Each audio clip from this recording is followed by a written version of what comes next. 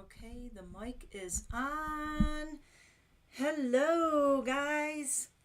Happy World Goth Day. I am mega dressed up, and look, I did the full-on crazy mohawk. Ta-da! I didn't do exactly Liberty Spikes, but, you know, kind of, sort of. Why is this thing already hurting my neck? Welcome to Old Goth Night, where spikes hurt your neck and give you a backache after about 5 minutes.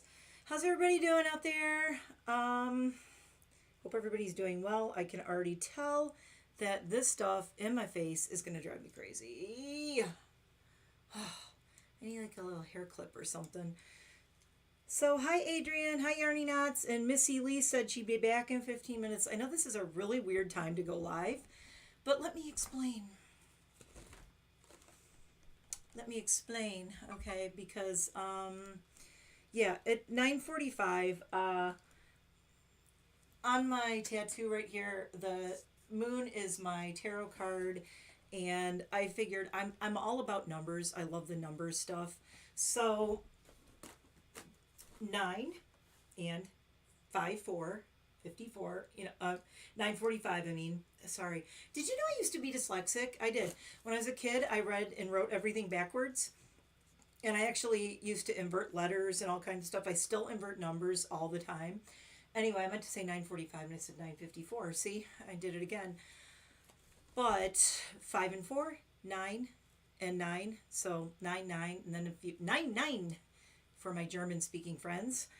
And then you factor it to 9 plus 9 is 18, which is the number of the tarot card moon, or 9, which is the hermit card, which is my soul card in tarot cards.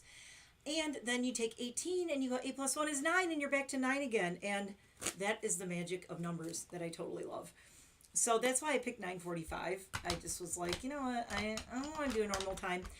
Also, Wicked Awesome Lifestyles does a live on Monday nights. A few people do. So I wanted to wait until a little bit later. My framing is a little weird. Like, okay, so I'm wearing this Killstar. Whoop! Hello, boobs. I'm wearing this cool, like, Killstar thingy. Got my gloves on with my laces. And this is so cool. There's like a lace overlay with kind of like spider webs on this. I cannot remember where I got these. I forgot. And I have some of my rings on. Notice I do not have my nails anymore because I had to give my nails a break. They're just a mess right now.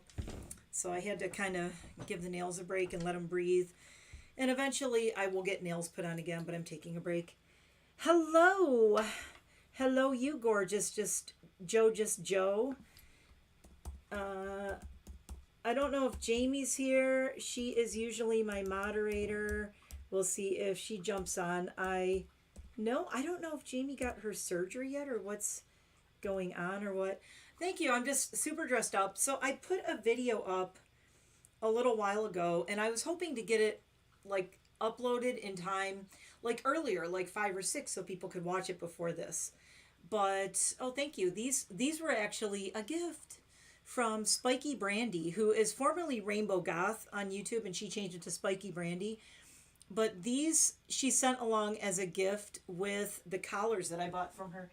Actually, here's one of the collars that she made and sold on her Etsy store that I bought.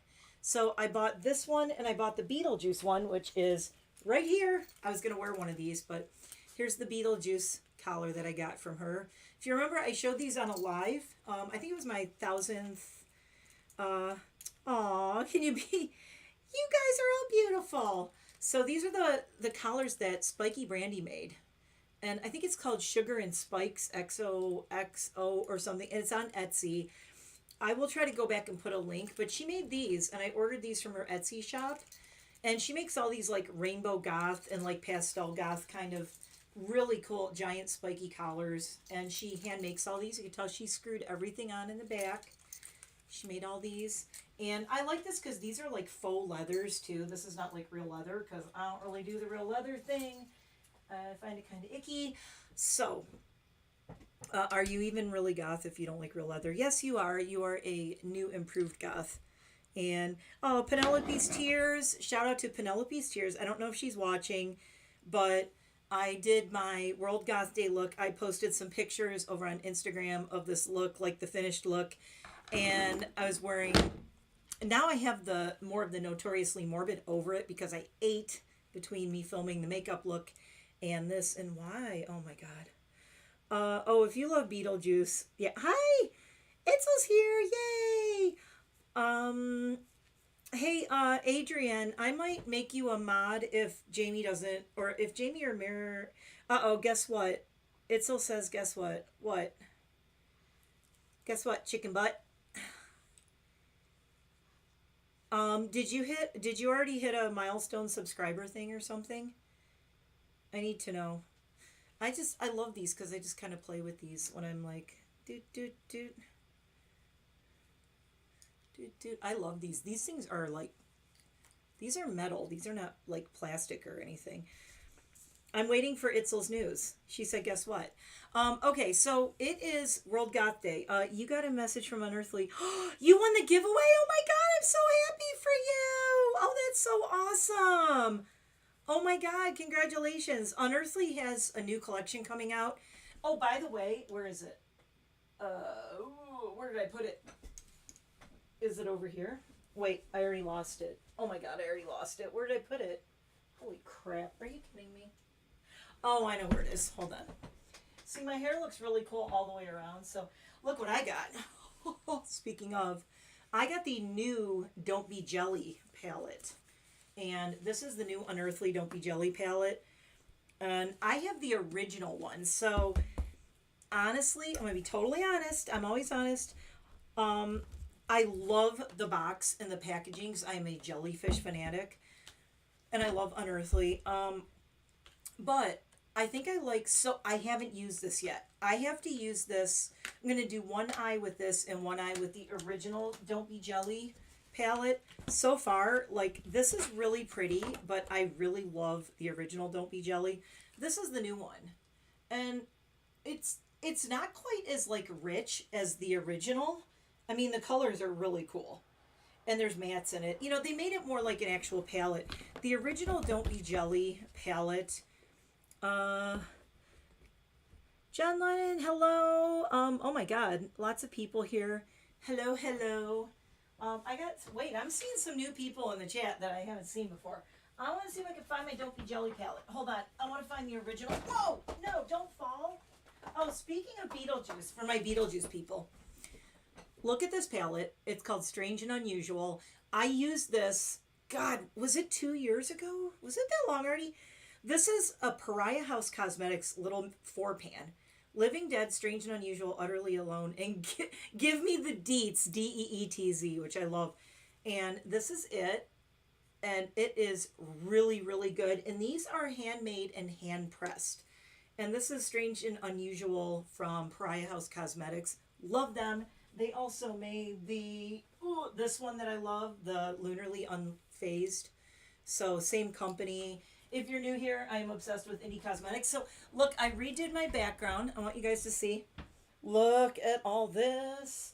I kind of have like a bookcase situation going on here with a whole bunch of, all my Odin's Eye is here, VE, Notoriously Morbid.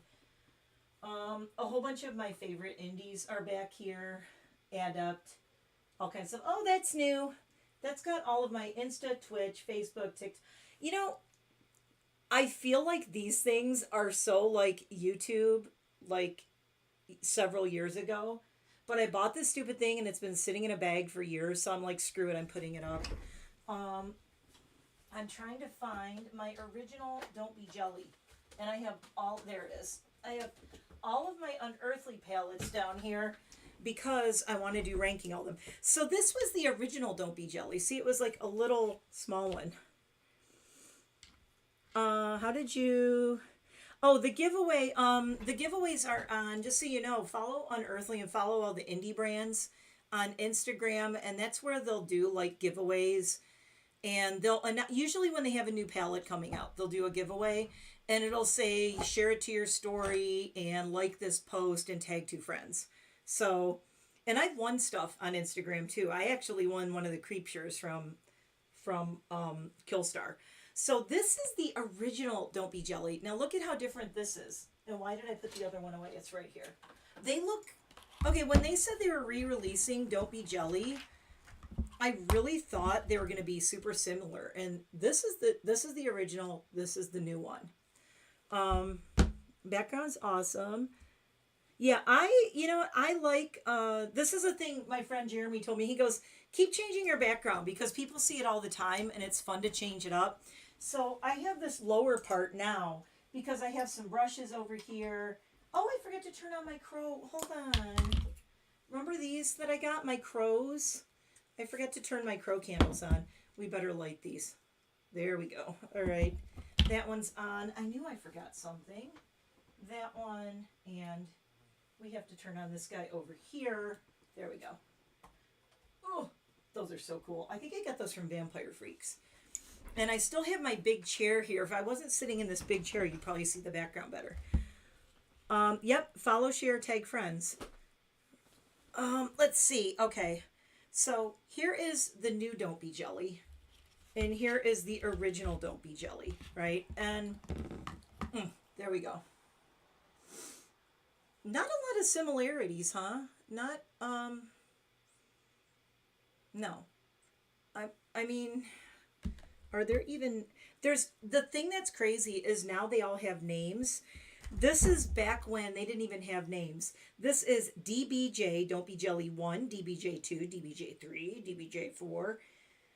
But the shades in here, like this super dark multi-chrome green and purple, that is one of my favorite colors of all time. And there's nothing like that in here. That color is not in here. Like my favorite colors from here are not in here. So honestly, I am glad that I have both of them. I feel bad for you guys that, and notice this says Alien Cosmetics and this says Unearthly. So this was before the name change. I have so much of the Unearthly that's from like before the name change. Okay, so let's get into like why we're here. Okay, it is Goth Day. It is World Goth Day. And okay, where is that story? I had the story pulled up about, I think I read this last year. So is this repeating a little bit? Possibly. Here we go. World Goth Day 2023.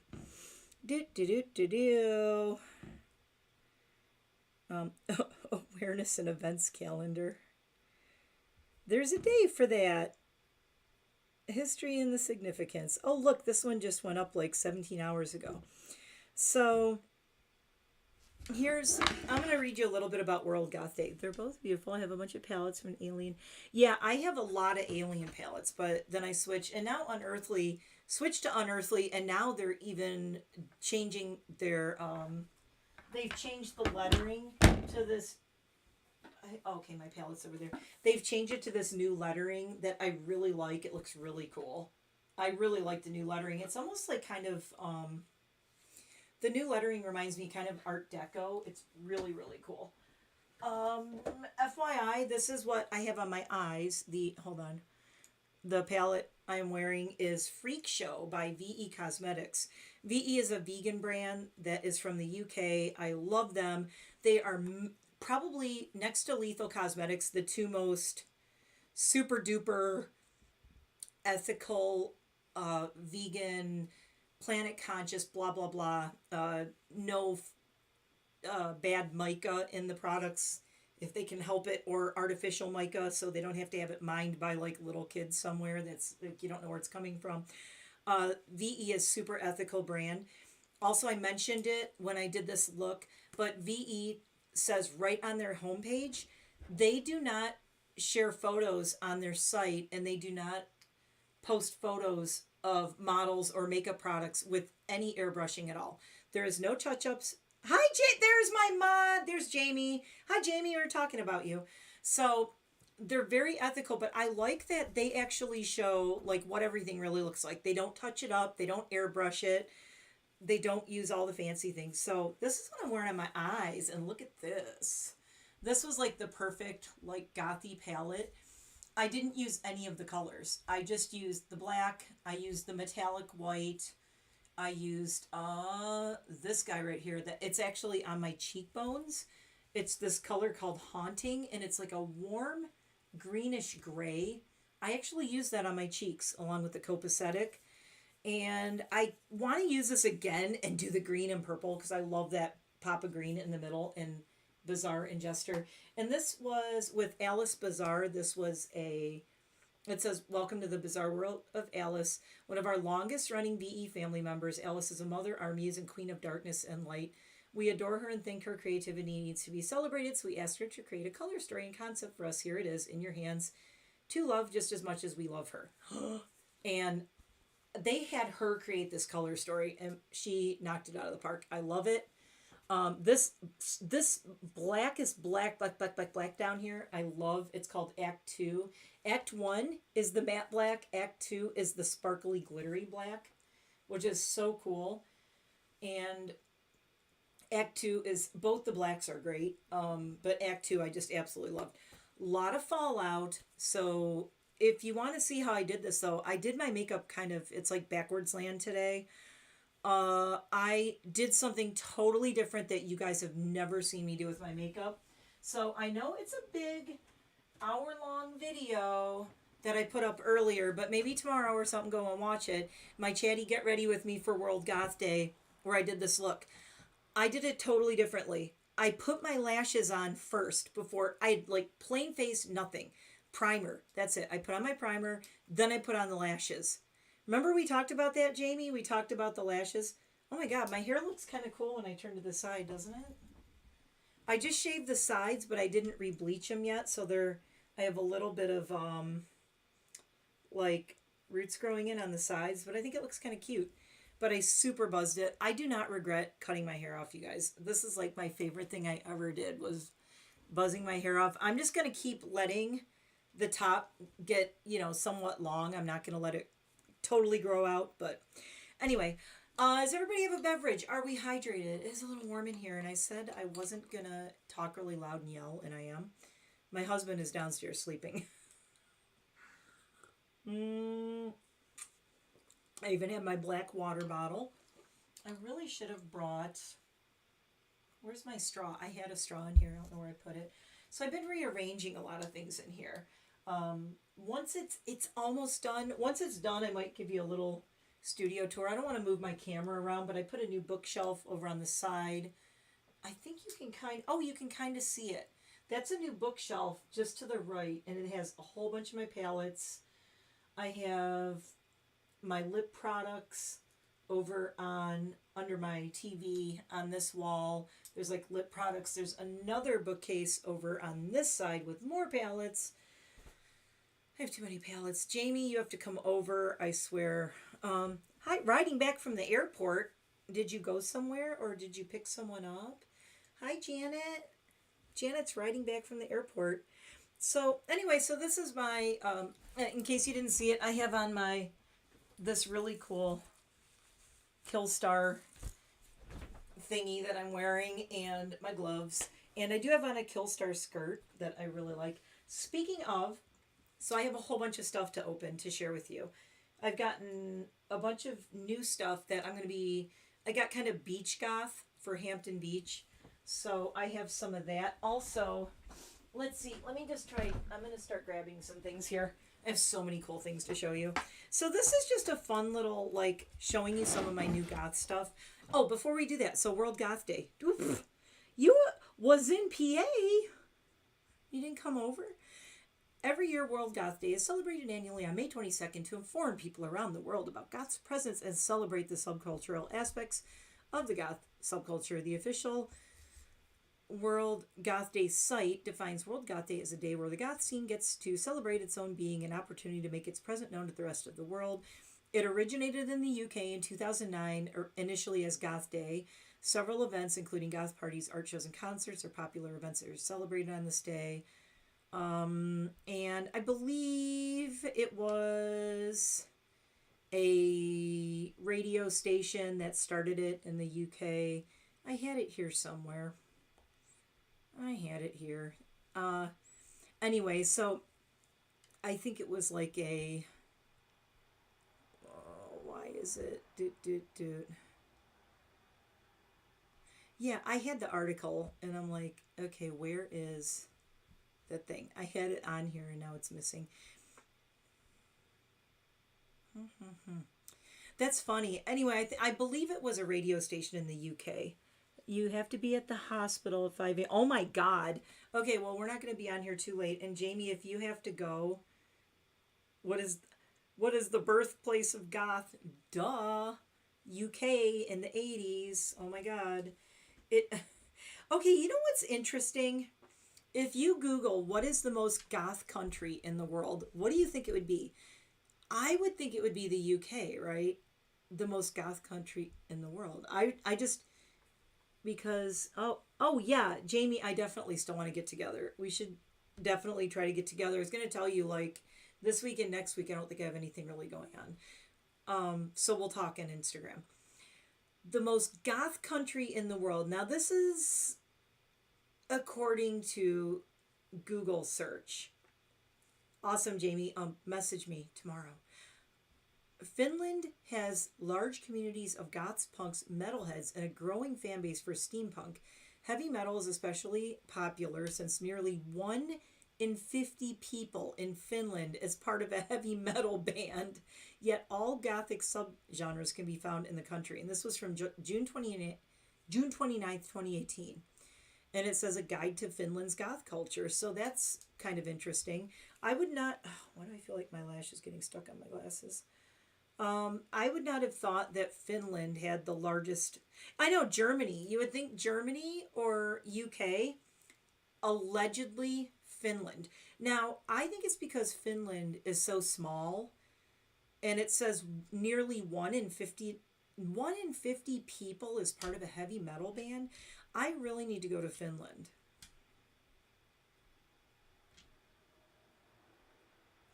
Interesting. Who is the first goth girl? They talk about the first goth girl as being Theda Bara, who is that's Theda Bara, in case you don't know. She was a silent movie actress, and she was very spooky. So they call her the first goth girl, but I don't know about that. You know, I mean, how can you really say that? See, a lot of these too is like, a lot of these are from like years ago. Anne Rice is the queen of goth. I kind of agree with that.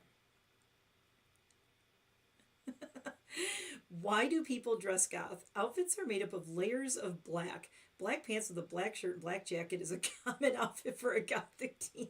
That's all you can afford when you're a gothic teen a lot. The black clothes tend to convey a mood of depression and in many instances a fascination with death. Oh my God. This is an article called Understanding Your Gothic Teen. Oh my God. I'm going to have to dude, I know a lot of people are not into like the Twitch streaming thing and stuff, but I might have to do some of it. I'm going to save this article. I'm save to filming. Edit. Filming. This is from everydayhealth.com. Understanding your gothic teen. Dude. I have got to do a reaction video to this article. We're going to read Understanding Your Gothic Teen. And yeah, how do they know who the first goth girl is? I don't know. Anyway, so it is still officially World Goth Day. And I didn't want to do this until at night because, like, you're not going to be all like, well, you can be all gothy during the daytime. But, you know, I feel like to do this. And I brought a couple of my favorite old goth things. Now, these are very, very old. These are from, well, this is from the 2000s. But this is my Betty Page. Look at her. Look at her. Icon. Icon.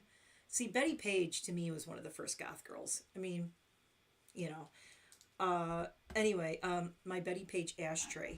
And this is my cigarette case. I have had this forever.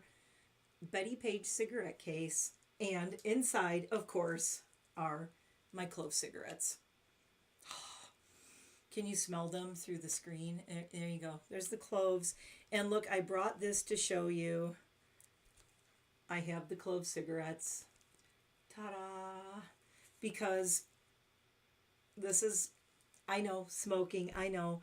It's not, I don't really, I just told my husband, you know, it's all Jamie's fault. Not this Jamie. Not Jamie in the chat. My friend of all people, Dr. Jamie, who is a family practice urgent care doctor, got me back into smoking clove cigarettes again occasionally. And they're cigars. Warning, cigar smoking can cause. So did you know that these are considered cigars now, apparently? And when you go to the smoke shop here in Pennsylvania, these are with the cigars, which is so weird. The guy at the shop could not find them for me, and they were with all the cigars. And I'm like, all right, well, I think of those as cigarettes, but I guess they're not really. They are, it says 12 filtered cigars right there. Look, cigars, 12 filtered cigars. So I guess I don't feel bad. I'm not smoking cigarettes. I am smoking cigars, which I have for a long time. I've always loved cigars. I like a good cigar. I'm like a dude, so, you know. Anyway, so I go to Michigan, and Jamie leaves me his Jeep. My friend Jamie in Michigan, Dr. Jamie, not Jamie in the chat. Dr. Jamie always leaves me his Jeep, and he's like, I left you a pack of cloves in the Jeep. And I'm like, oh, you were so bad. You're a doctor. How are you pushing cloves on me? Anyway, so I have taken to just having a clove every once in a great while. I would say I maybe have one every month. So that's going to last me all year. Maybe two. Depends on my mood. So first things I got, I had to do this because, you know, YouTube with getting monetized stuff, I finally was able to do a merch shop. Look what I got. I got my own hat. Look how cute it is. It says NiteMare Bliss and it has a little purple moon. I actually designed this and it is embroidered and I have my own beanie now. How cute is this? I have my own little beanie. So I wanted to order it because, you know, obviously, yeah, cigars are much fancier. And, you know, I don't know why, but cigars, like, you don't feel like as guilty or something. I don't know. You're like, it's a cigar. It's not a cigarette. It doesn't have nicotine and everything. You know, it's just clove cigarette. And I don't inhale the clove cigarettes because I don't want my lungs to start on fire. And I can't. But, yeah, boy Jamie, girl Jamie. Okay, now this is the coolest. This is the shirt. Are you ready? Look at the shirt. Look at the shirt. Look at the shirt. Oh my God. Look how good it looks. Look at the colors. I'm freaking out. So my niece, Mads, did the moth design for me. Like kind of the moth with the cool like background. It looks like a stained glass window. I did the lettering and I did the background. So she had just given me like a vector drawing kind of thing of the moth. And I did the background and the lettering and everything. So this is a kind of a collab with me and my niece. But oh my God, how cool is this? I absolutely love this shirt. And it's really soft, but I haven't washed it yet. I'm going to wash it inside out on cold because, you know, anyway. So yeah, I might end up getting some of these and doing giveaways and things occasionally. But before, you know, since I opened the stores and stuff, I wanted to see like what the quality was like. So I don't want to be like, oh, I got stuff in a store if it's like really crappy, because I don't want to be that person. That would make me feel terrible. So anyway, I got these and I love them. What else do I have that's new? Okay, let's start with, there is a sale going on at Blackcraft Cult right now, and I had it pulled up, but they had like $40 hoodies and stuff, so I got a couple. You need that shirt. I'm gonna have to. Oh, you need all my merch. Thanks, guys. Don't break yourselves, but you know, I can say they look really cool. I mean, really nice. The beanie is not itchy. I like it. So this is the first one I got. It's the Bat Cat, and look, it's a cutoff, and it's got like the fishnet at the bottom, and then here's the sleeves. I love the design on the sleeve. It's got like the bell kind of sleeves, and there's the bat on the one sleeve, and then we have the same bat on the other sleeve. And hold on, I'm going to try to hold them this way. I have to kind of open this sleeve up, but there it is. So here's the other sleeve, but I love the bell sleeves, and it does have a hood on it too. And this is Blackcraft Cult, and I think this was called, I forgot what this one is called, but these were on sale for $40, and this was originally like 60 something or something crazy like that. So I got this one because I really like it, and I love the cutoff with the fishnet underneath. I think that's really cool. And it still covers my tummy, so that's kind of a good thing because I'm still trying to lose this weight, especially before I go to Europe. And then this is the other one. I figured if I'm going to get something from them, I have so many hoodies. So this one is cool too because the whole top of it across the shoulders, hello, it's all fishnet there. And this is just kind of the regular sleeves. I got a really big size of this so that I could wear kind of like stretch pants or something under it. And then on this sleeve, it has the Blackcraft Cult thing with it has their Blackcraft Cult with the gothy window. And this is the Lilith sweatshirt. And it's the Lilith one that comes with, like I said, I should put this on. No, it's hot in here. I'll roast. But, you know, across the whole top, it's all fishnet. So you can kind of see my tattoos through it. But this is the design that's on it. And this is the Lilith shirt with the fishnet on the top. And this on the logo on the left sleeve. So this one was also $40. And both of these, I got to tell you, like, oh, this also has a pocket. I just noticed that. Ah, look, it's printed on the pocket, so you almost can't even see it. Hold on, I'll stick my arm through it. Ah. So right where the little goat head guy is, there's like a little Baffy. Under Baffy, there's a pocket that's there too. I love pockets. I love the pockets. And Lilith has the horns, which is really cool. So the reason I picked these two, not gonna lie, they were like two of the most expensive ones when they're not on sale. So if you go for like the $40 hoodie sale, trust me, get the hoodies that are regularly like $69, $70. Don't get the hoodies that are like $49 and you're getting $9 off. Go for the expensive ones. So that's what I did. I got the expensive ones. Okay, what else do we have? Okay, let's get into some of my summer Killstar goodies. Things that are going to be... I wonder if I could put this on. So these are going to be going with me on my trips into Hampton Beach and whatnot. So I got the big giant beach hat. Jane was wearing this in a photo on Instagram, and I said, oh my god, I got the same hat like a couple weeks ago. I could try to put it on. My mohawk will stick out through the top. Wait. It's kind of hard to do. Okay, so there it is. I love it. I just squished the hell out of my mohawk. But, so this is going to be able to go to the beach with me or wherever, but I love it. It's got the big bow on the side. And let's see, watch. I'll do this and my hair is just going to go right back up. Through the magic of hairspray. There we go. All right. So I got this and it's got the open top on it, which is kind of cool. So kind of your head doesn't roast completely. I will have to watch it because with my blonde hair, I don't want the top of my head to sunburn. Because, I mean, I got nothing to protect the top of my head and here. But I love this hat. I'm going to wear this on the beach at Hampton Beach probably. I love the big hats. I took the big pink hat last year, but I felt so weird, like the giant pink hat.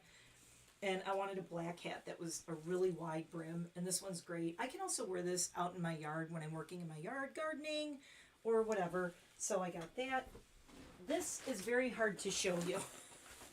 In this bag is the Killstar hammock. If you have not seen it, they came out with a hammock. It is very cool. I will try to show you part of it. It's huge. It's a full-size, humongous hammock. What's kind of cool is it comes with this bag, too. So you get the bag, and you can use the bag for other stuff. I mean, it's got, like, the drawstring and, you know, like this kind of thing, so you can loop it over your back. The hammock is so freaking cool. Okay, wait, let me grab the bag. The hammock is the same pattern that's on here. So if you can't see the whole thing, it's probably okay. I do have to order a hammock stand. I found one that I think I want to get from Home Depot. I think I'm going to get that one because I was reading reviews on Amazon. This is kind of a waterproof fabric too. Okay, so this is humongous. I'm going to stand up. Hold on, we're standing up with the hammock. There's a full-size hammock in my studio right now. Okay, so here's my hammock. but it's got all the black kind of macrame kind of thingies. And then what's really cool is, I'm going to do it, there's all the fringe, like there's all this fringe along the side, see it? So there's the hammock, there's all the fringe that's on it, and it's very cool looking, but it is humongous. Look at the size of this thing. It seems very, very sturdy. So I am excited to get a hammock stand so that I can use this, not just in my yard, but the hammock stand I got, you can actually break down and it goes in a travel bag. So I will be able to take it with me when I go on trips and things. I could throw it in the back of my Jeep. The hammock stand breaks all apart into kind of a big bag. So that's kind of cool. Okay, now we're getting to some really cool stuff. Oh my God, heavy stuff. This is not big and cool and heavy, but this is just cute, and because it matched, I wanted to get it. This is so stupid. I got the Nerissa can cooler, so I think the Nerissa is the design that this is, but it says Killstar, and it's just a little can cooler. Wait, no, that guy's not going to fit in there. I do not have a can in here. I should go get a can. But it's just cute. It's a little can cooler, and what I like about it is it's small, so it'll fit like Red Bull. The hammock, I would love to put it inside, but I don't really have room for it.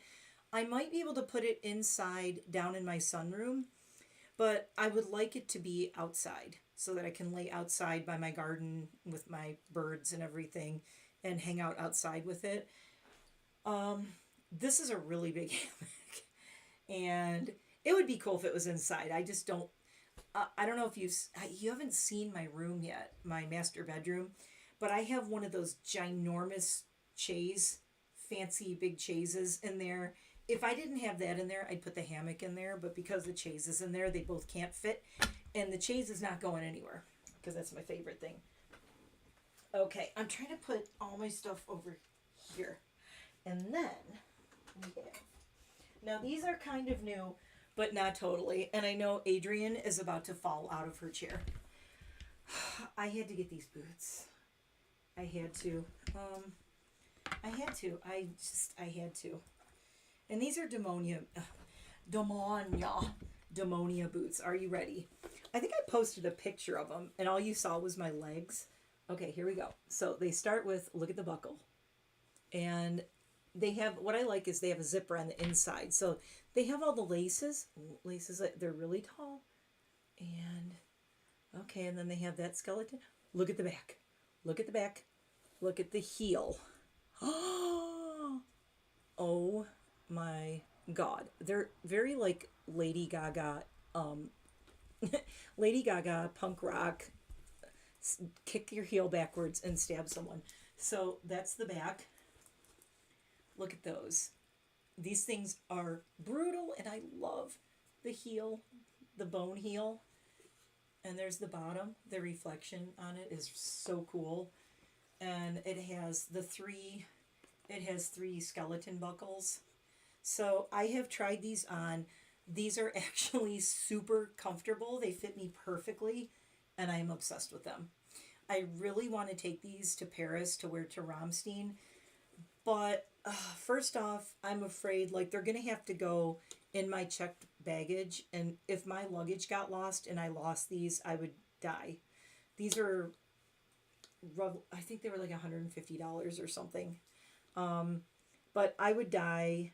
I know, Adrian, I knew you were going to die. I'm going to have to bring these to Michigan so you can see them. Look at this. I have turned into such a shoe HORE. So here is the pair, and I am absolutely obsessed with these. These with like leggings and like the Lilith thing or whatever. I mean, these go, I'll wear these with everything. I will wear those with everything.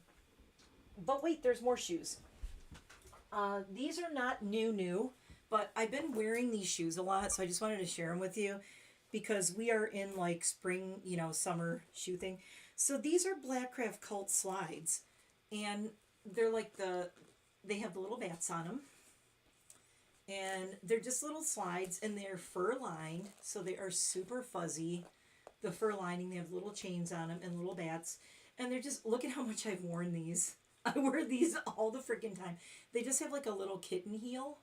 So I wanted to share these because I have been wearing the crap out of these. I wear these to, good night, Janet. Thanks for watching. You can watch the replay. Don't worry. It's going to be back up so you can see everything. Because I got some other boots you're going to freak out over. And then the ones that match are, these are the slides. They're like identical, but these are the open toe with kind of just like the beach slide kind of things. And these are the clothes. So these are a little bit fancier version of these. These are the shoes I've been wearing every day that I wear out to the store. I wear them grocery shopping. I wear these everywhere. So my absolute favorites. And I did actually get these on sale. They had a sale on Blackcraft for shoes, and I grabbed these. Otherwise, and you know what I love is I have like a wide foot. Like you would think like this is how wide my foot is. These with the narrow and the point, not uncomfortable. They never hurt my feet. My feet never get sore. They don't squish my toes. I was really shocked that those are so comfortable. So those I wear almost every day. Now, oh my God, I love the smell of new shoes. So here's my big Killstar box. These are my going to Paris. Oh my God, look. They're still, hold on. They're still in the bags. They're all wrapped up. I did take them out and peek at them. Took them out and peeked at them. But you're going to die. These are so cool.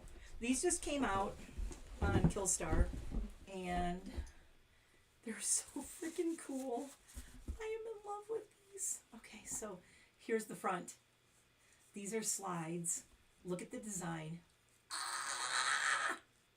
That's the back. That's the front. Yes, I will model them at some time in the future. Look at these freaking shoes. Look at them. Look at them. Look at them.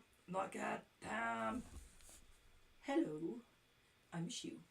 I'm the coolest shoe in the world. Yes. So that's what you see from the back, and that's what you see from the front. And in little tiny letters right there, just over his eyebrow, it says Killstar over his little brow ridge. And hi, Sonnies! So I got these to wear to Paris, walk around in Paris in them, and to wear to Hampton Beach. I'm going to take these because they're, when you look at them, you're like, oh, they're really high. But if you look at this, they're kind of, there's not a lot of arch to the foot, you know, so they're really comfortable. It's just like you're walking on platforms, but I could run in these. I'm used to running, and you're drooling. I know. I saw these and I'm like the last thing I need is more shoes and boots, but these I had to have them. And if I wasn't going on these trips, you know what I love about going on trips? You can justify all these ridiculous like purchases. Like I need these new shoes for a trip, even though I have those other shoes that were probably fine. Okay, and oh God, these are so heavy. These are heavy. This box, I got the Cinderella boots. Oh, what are the name of the shoes? Are called Doom Platform Sliders, if you're wondering.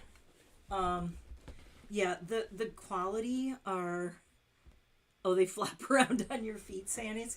Yeah, I can wear slides. I wear slides all the time. That's like all I love to wear. Oh, yeah, you're going to love these. This was another one.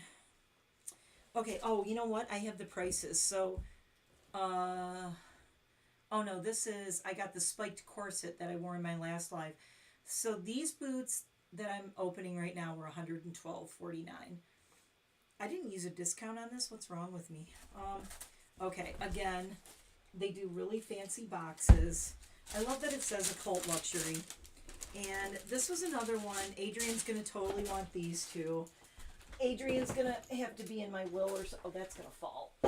Adrian's going to have to be in my will. I haven't even worn these yet.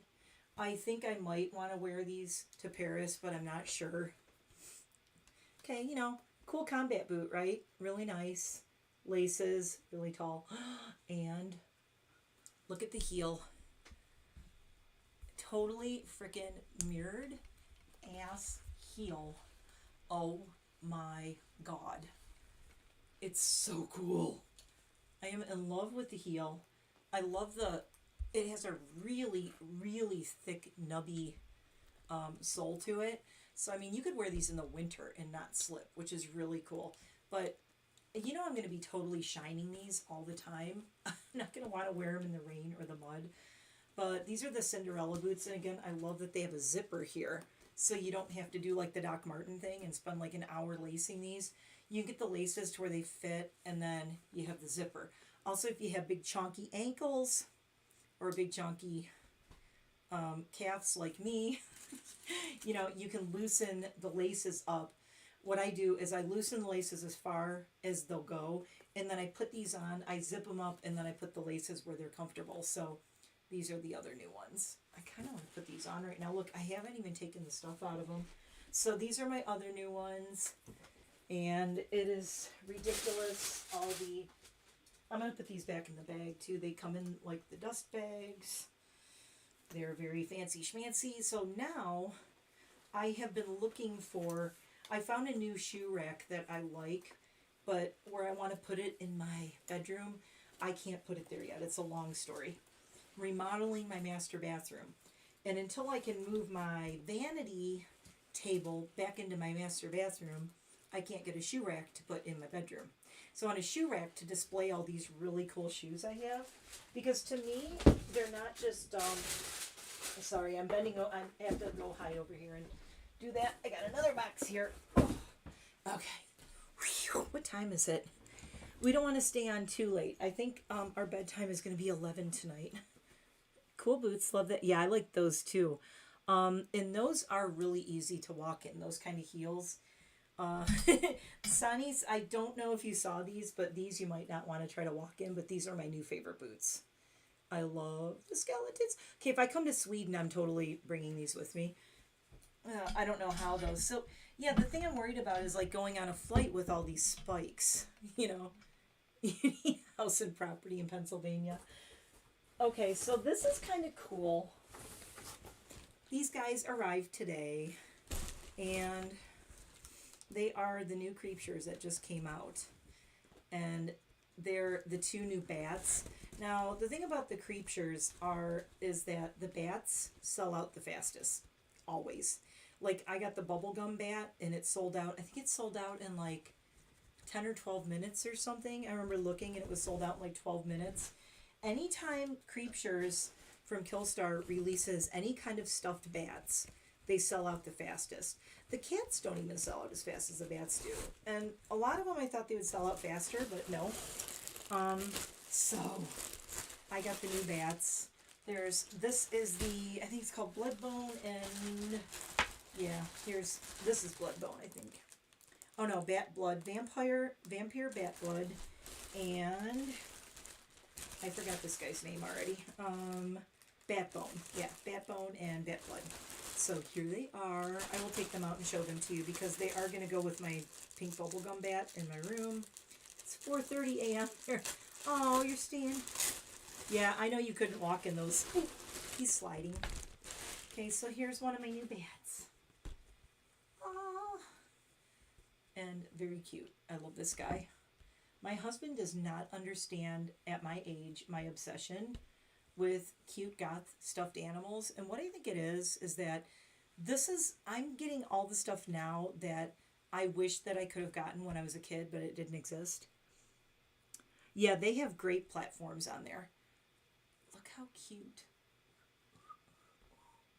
Also on Killstar, sign up for the VIP program.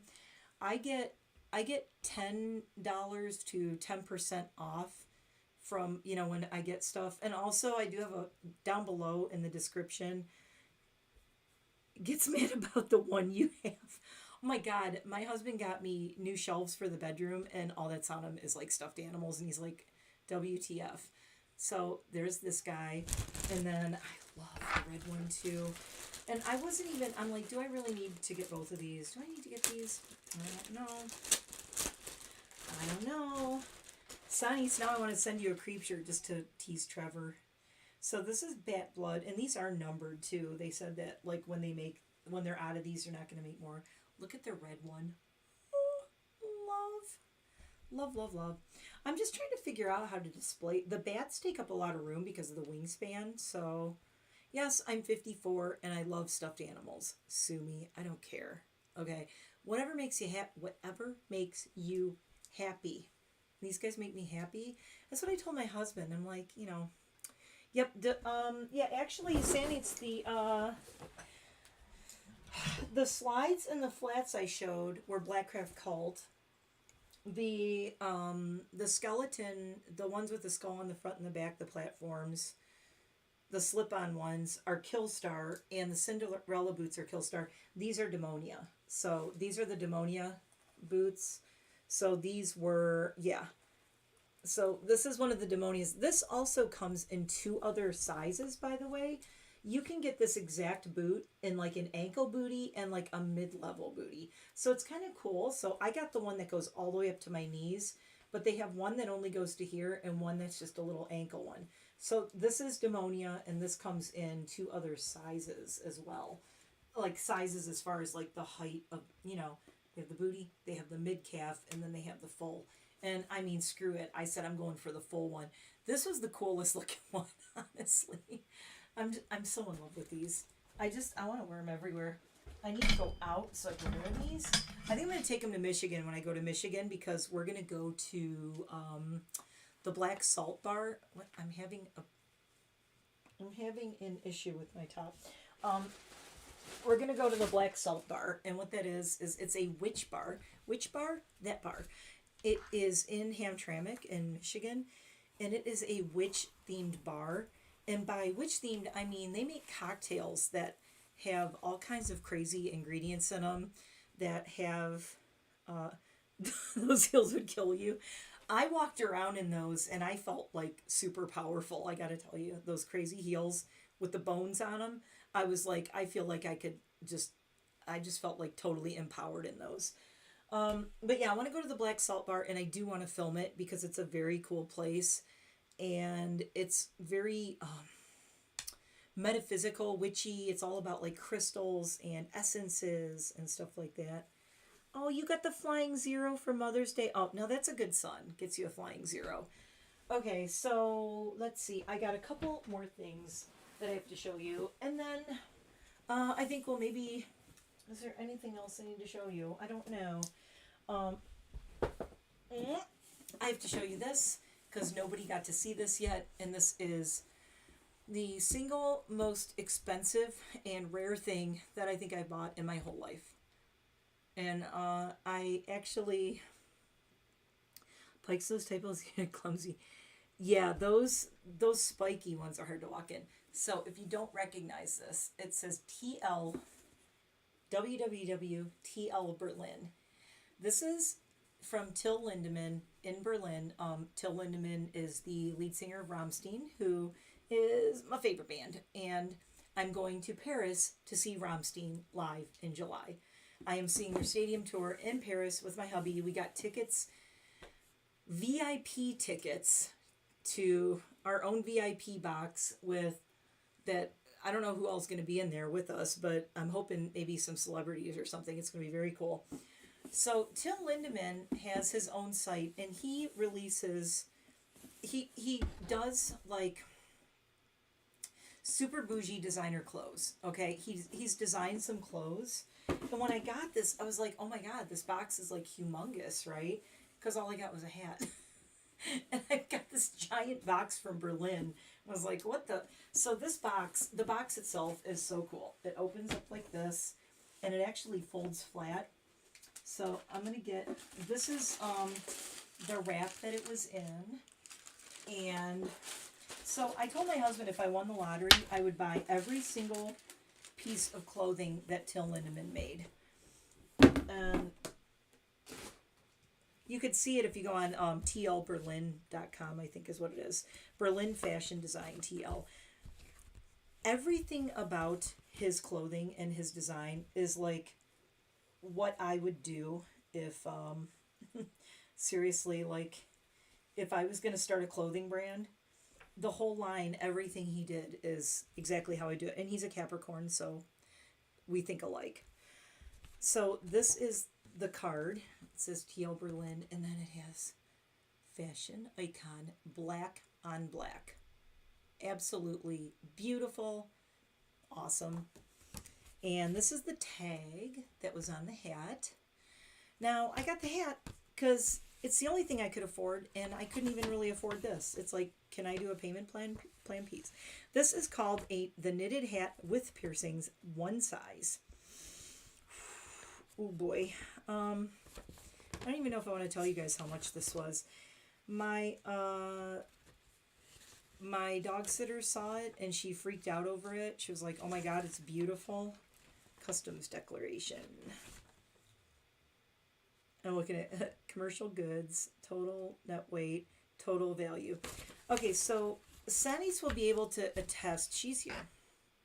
Sunny's, how much in dollars is 160 euros? Pause for effect. I'm just 160 euros for a hat. Okay, by Till Lindemann.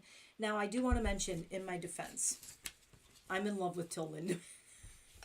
I love everything he does. The fact that I can like oh, the earrings these were a gift from Spiky Brandy. They came with my Beetlejuice collar.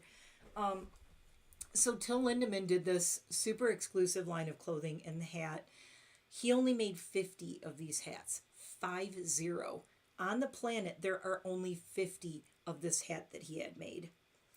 And I had to get it. I had to get it because, you know, I love hats. And this says TL on it. So it's silver. Okay, now it sounds like even more. Hold on, I'm just going to... Is anybody Googling it to see? Just waiting for people to have a heart attack.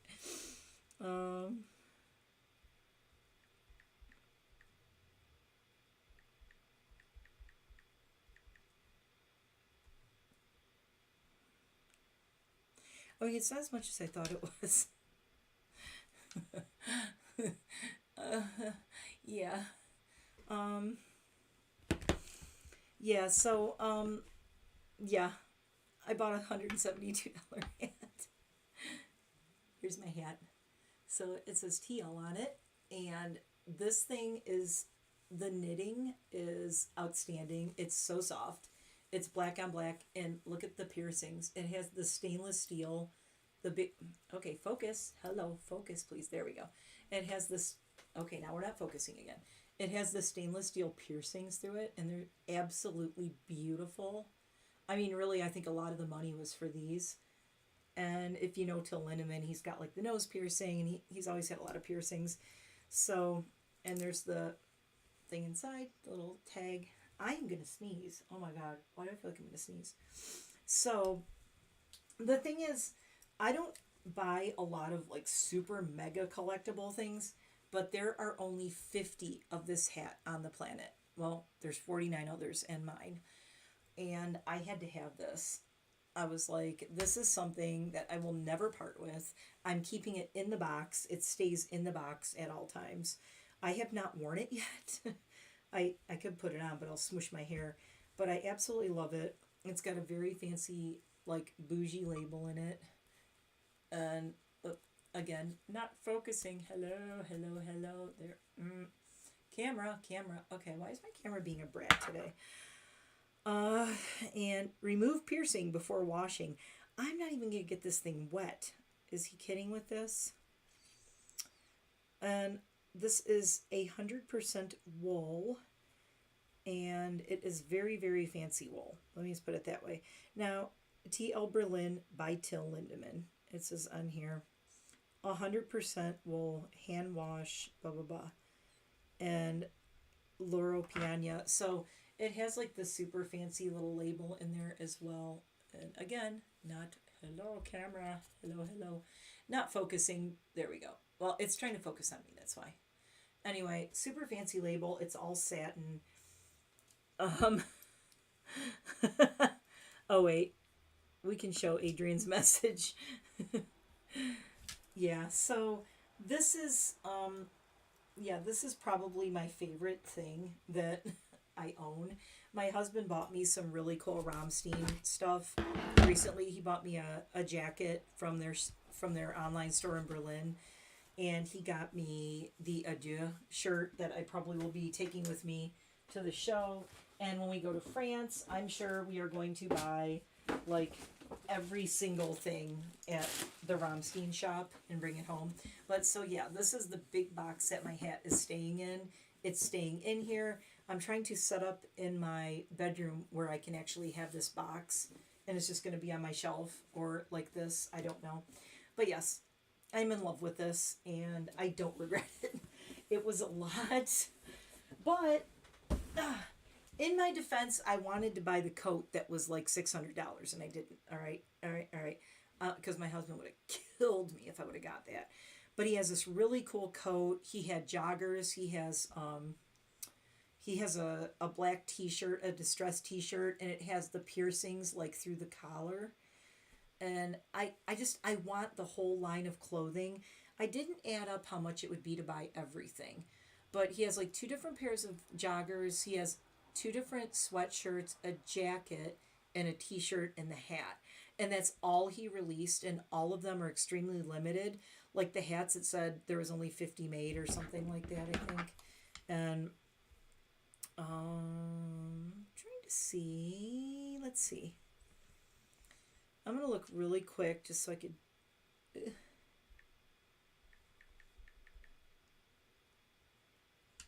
I can't spell Berlin clearly. TL Berlin. He does have a thing on Instagram too. If you look at tl.berlin on Instagram, it says Till Lindemann launches a new online store. Oh my God, look at this picture of him. He's the greatest person in the world. Hi, Hottie. I told my husband there's nobody I would... TL Berlin can be classified as fashion for those that are looking for the extraordinary. Inspired by the shadowy recesses of the Berlin subculture, with its very own interpretation of urban lifestyle and a dash of extravagance, with hosts of dark elegance. That's me. And that is so freaking Capricorn. Because Capricorns love like the finer things in life and all of these like really, really cool things. And somebody said, does anyone actually intend to buy stuff from the TL page on Reddit? Because it is really expensive. And yeah, so here's his Instagram page, but the clothes are really, really cool. And he actually makes vodka, and there's the vodka bottle. It's so cool. Now, the thing that sucks is I have to go to Berlin and go to the store there and buy the stuff in Berlin because they won't ship it here. I've tried, which really sucks. He also sells these really cool piercings. Oh, there's the hat. So here's his stuff. So it's very cool. It's all black. It all has the cool piercings and things. And he doesn't have a lot. I mean, he did like 2 drops, and there we go. So I know it's a little blurry, but there's like all the stuff, and it's just all black and spooky and gothy and Berlin subculture, which is, I want every single thing he made. It's killing me. So drop number 2, get your piece. So yeah, the jacket is 320 euros. Hoodie jacket with zipper and eco fur. Oh my God, this thing is amazing. Only 49 pieces. He only made 49 of these jackets. So that's what I love about it, is he did here's the t-shirt I really wanted, but the t-shirt is 119 euros. So it's like 140 some dollars or something. And it's so cool. But I mean, seriously, I can't. I love you, Till, but 140 for a black t-shirt with the piercing on it. I mean, I know it's his. Like I said, if I won the lottery, absolutely. But right now, no. Right now, not so much. So yeah, it's... Oh, what? My Instagram's talking. Stop talking. I'm trying to find... I don't even know if you can... I'm trying to see if you can still get the hat. Drop 2. All right. Hat, hat. Uh-oh, he has a coming soon something. So I wonder what else is coming out. Okay. Coat, clothing. There we go. Okay. T-shirt. Then he did a classic thick hoodie. The classic thick hoodie, he made 80 of them, 400 euros basically, 3.99. Okay, knit hat. Oh no, you know what? Sorry, the hat he made 150. It was the coat that he only made 49 of. Okay, so there's 149 other people with my hat in the whole world, and that's it. So knitted hat with piercings. Description: 150 pieces, unisex made. In UAE, product ID care, 100% wool by Loro Piana, Italy. So it's Italian wool and Till Lindemann piercings, which he had the piercings made for the hat himself. And yeah, so there's 150 of those, not 50. I knew it was something like that. And then he has the piercings, the sweatshirt, he only made 98 of. The sweatshirt with the zipper, he only made 50 of. And he only made 40 of the TL cargo sweatpants, and he only made 47 of the sweatpants. So that's why they're like very, very small. It's a small capsule collection. And I almost want to, yeah, for the t-shirt. Yep. Yes, that much. Yikes. Okay, night, Missy Lee. Thanks for watching. I'm only going to be here another 7 minutes or so because it's getting very late. But yeah, so that was the craziest thing I got was my $172 hat from Till Lindemann Berlin. But like I said, correction, not 50 of them, 150 of them made. But that's still very little. Like, you know, most hats, even like Teddy Fresh and all that, they make thousands and thousands and thousands of them.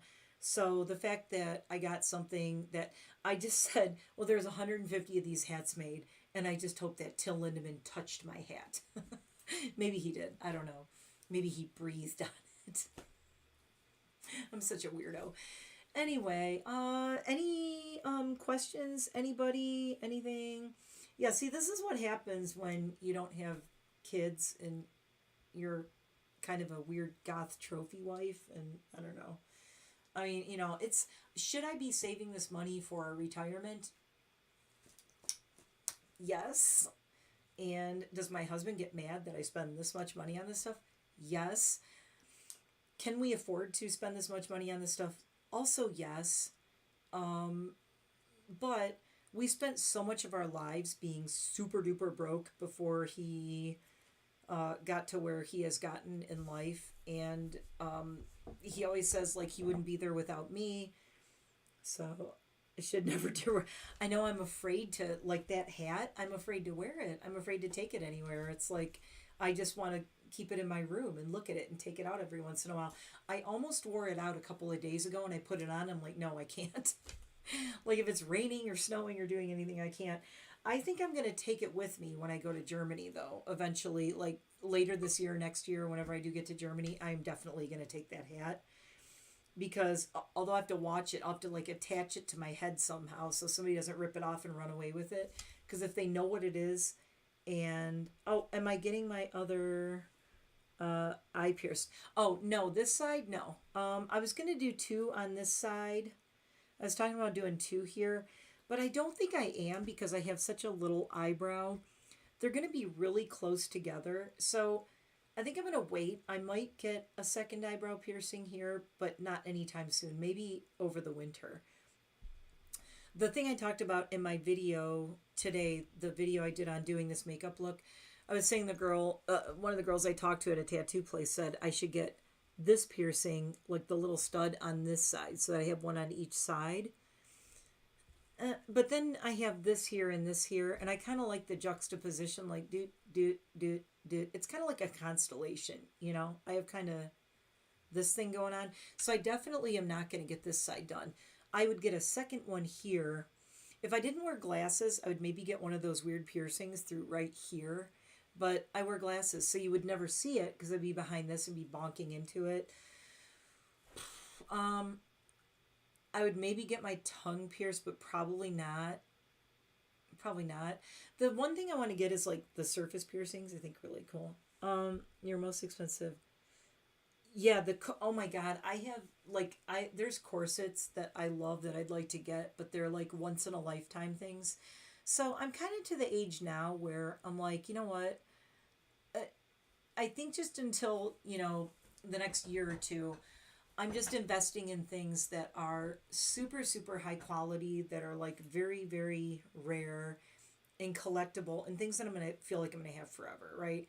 I'm not really into like the fast fashion stuff too much. The most fast fashiony I get is like Killstar, and that's not even very, not super fast fashion. It's, sorry, I'm just, oh, Poison Industries. That's who made my gloves. It says Poison. I'm like, what does this say? Poison Industries, in case you're wondering about the gloves. I'm trying to remember where I got these, though. I got these like a year or two ago, so I have not seen them recently. So they might be a little hard to find, but I love these gloves. They're really, really like kind of thick and heavy, but I absolutely love these. Oh, you're super nervous about tomorrow. Yeah, Jamie, everybody send Jamie some love. Jamie Jamrazzi, my mod in the chat, is having surgery and she's very nervous. So we will be thinking of you. And I want you to message me as soon as you are feeling okay. Chain over the nose if you pierce your nose. Yeah, I mean, I could do the chain thing. I don't know, that bugs me too. That would like tickle my face.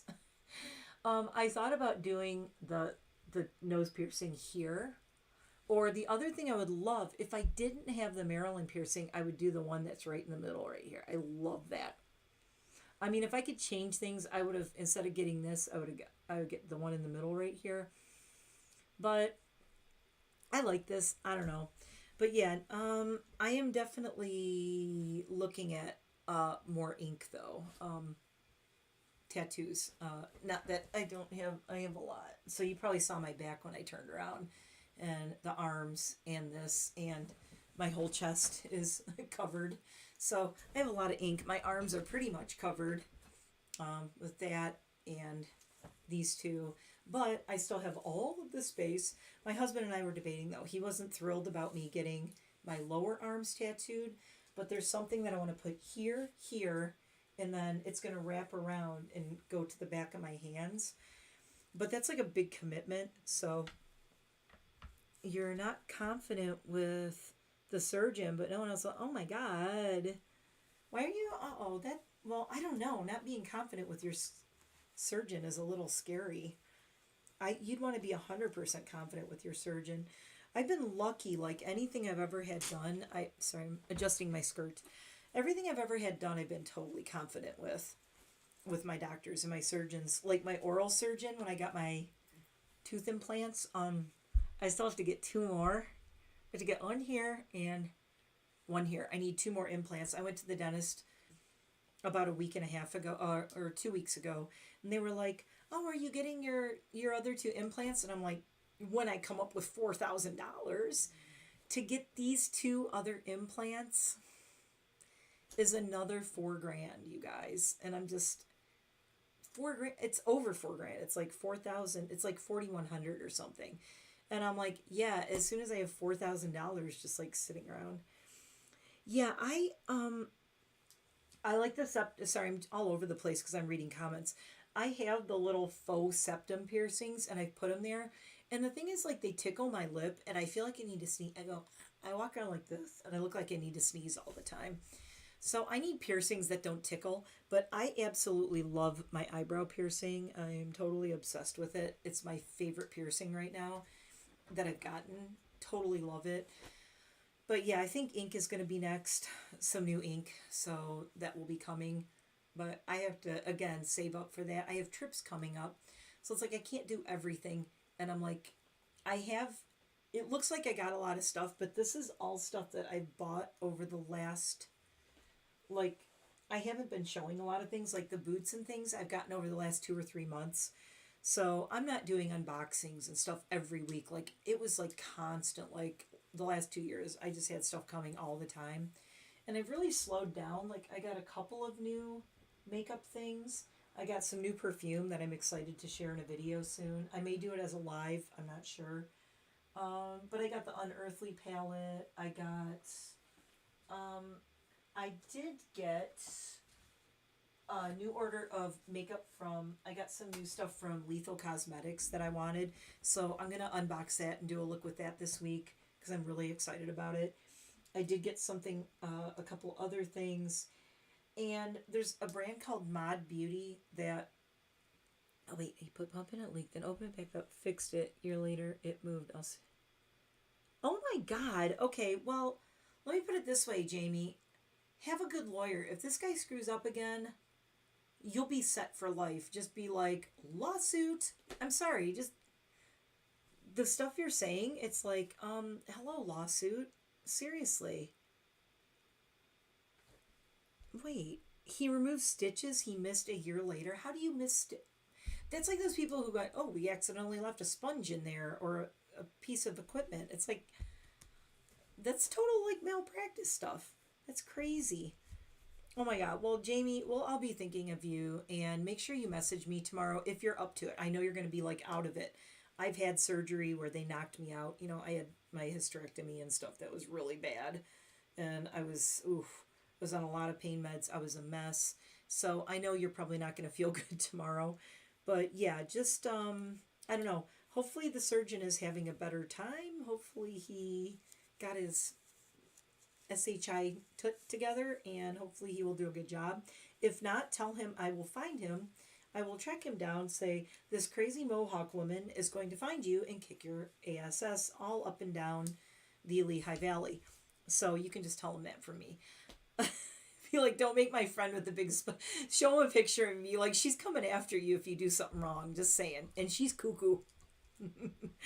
Be like, yeah, this is my friend. She's crazy. Don't make me call her. Don't you screw up my moderator. I screw up your face, dude. Okay.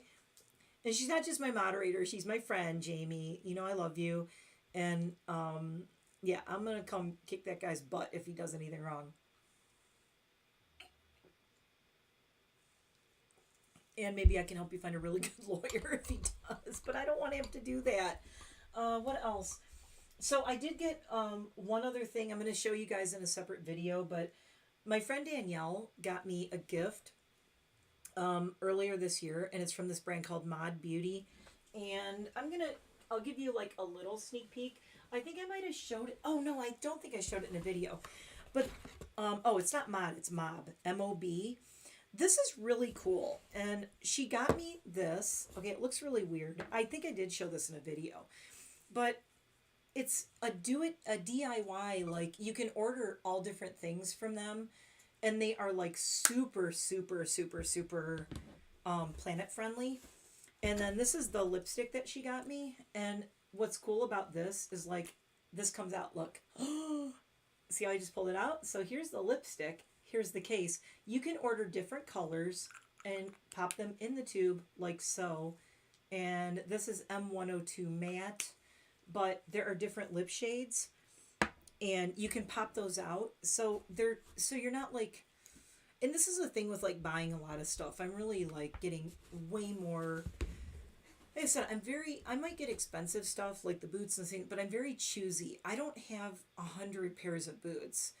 I have a good amount of boots, but the boots I have in my whole lifetime, the amount of boots I have is not that many, and they're very high quality. I would rather spend the money and have super high quality stuff than buy a ton of something and it all falls apart, if that makes sense, you know, and then you're just throwing it in a landfill.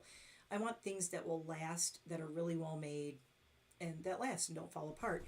I mean, I have clothes that I've had since high school, because I bought them, you know, at like boutiques and things in Royal Oak back in the day. I have a lot of my goth stuff that is still in perfect condition, but it's because, you know, I saved up and I bought like maybe one really cool thing and it was expensive, but it lasts.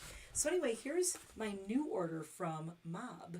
I got another order from them and I'm just going to read you. It's mobbeauty.com. Animal test free and vegan. All of their stuff is. And they're Leaping Bunny certified. And it says something not meant to last at last. In a complex world, Mob keeps it simple from product to packaging. Everything is designed to be reused, repurposed, refilled, or recycled. We call it Earth First Beauty. This box and packing paper are made from 100% post-consumer recycled materials. Please recycle responsibly. And then this is really cool. So everything that you get from them comes in these little recyclable packages. So everything is in these. And I got another palette because I decided that this is the one Danielle got me, and this is the one that has 1, 2, 3, 4, 5, 6, 7. You could put like 8 single pans in here. What they have is I found out they also have blushes, but it takes up like 2 spots, right? So they have blushes, they have different things. So I decided when I go to Paris, I don't want to take a whole bunch of makeup. I'm only there for 4 days. So what you can do with these is I got a cream clay blush. I got Neutral Zero Blurring Ceramide Cream Foundation. This is the foundation, you guys. That's it.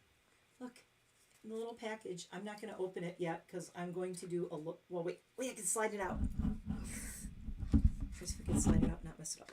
There it is. Okay, there's the foundation. And it came in this little recyclable box. But what you do is you put this in here and it pops in.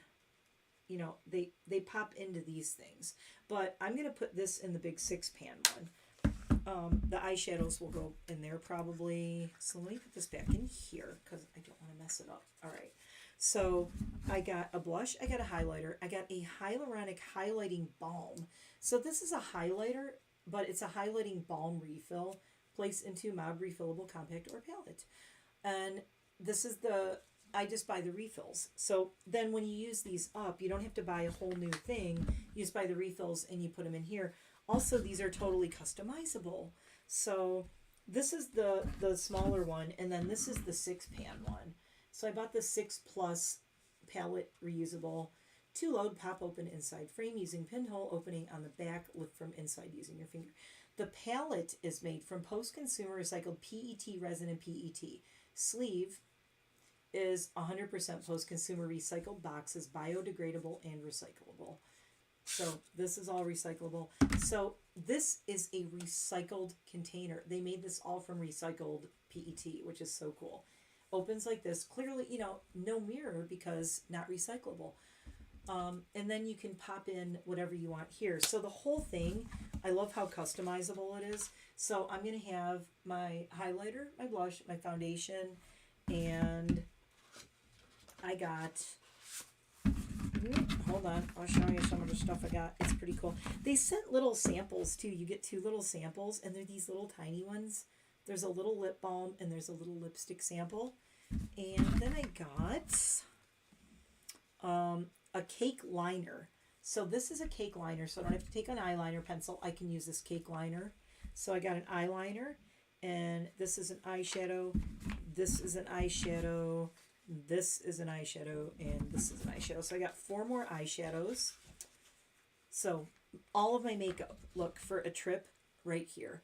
4 eyeshadows, a blush, foundation, highlighting balm, liner, and then I got these 2, but I'm probably only going to take this one with me. I'll probably leave this one here and decide what colors I want to do with the eyeshadows for the trip. And then I also have the lipstick too. So that is my beauty that my friend Danielle got me hooked on. I love that. I mean, the box, everything is like, you know, recycled. It's very cool. So I'm going to be actually doing a look with that because I want to test it and see how it all feels and see how it works before I go. I'm taking this with me. But the plan is to take that to Paris with me and maybe even to Hampton Beach. But yeah, it's not a landfill. There's no mirror. All of that is recycled.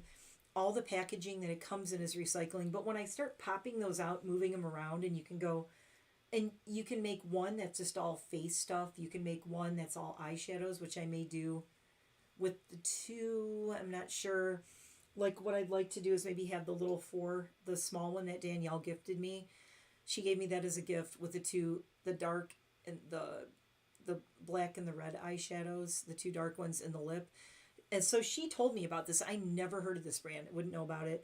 So yeah. And Danielle was like, you have to use the stuff I got for you. And I didn't tell her, but I'm like, I'm getting more because I really think it's a cool idea. And I also like that when they have new colors come out, you can just get them and pop them in there. So, you can do that with some other brands like Lethal Cosmetics. I don't know if you knew that, but Lethal Cosmetics does that too. They're very earth friendly. Every single one of their palettes, you can pop the shades out. You can rearrange them if you want to, although keep in mind shadow names, if there's shadow names on there, it'll make it weird. But you can pop them out and then you can buy their single pans and refill it. So Lethal Cosmetics does it too. And I do have all of my Lethal over there in the corner, and I'm going to be doing sharing all of the stuff by Lethal Cosmetics I have. So I'm really starting to really consider carefully what makeup I'm buying, why I'm buying it, and how it's made, and that kind of stuff. I'm not going to just keep willy-nilly buying palettes anymore like I was. I already have way too many. I rearranged all my palettes and everything. Jane 6, Happy World Goth Day. We still got a little while to go before it ends. But yeah, so I'm buying things. I'm still shopping for things, but I'm shopping very thoughtfully and very carefully and considering like what's really important to me and what I really like, and not just being a mindless consumer kind of thing. And that's the thing too, is I really lately all these things have come about, like the Temu thing, and oh, what's the other one, the AliExpress and all that stuff. Like there's so many.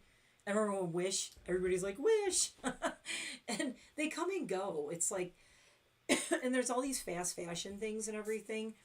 And you read these articles where people are buying these fast fashion things and they're wearing a shirt like one or two times and then throwing it away or donating it or whatever. It's like, I'm not doing that, man.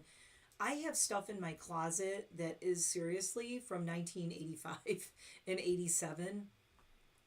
And there is very little that I get rid of, or if I do, I donate it. Okay, my throat is getting super dry. Shein, yep, that's the other one.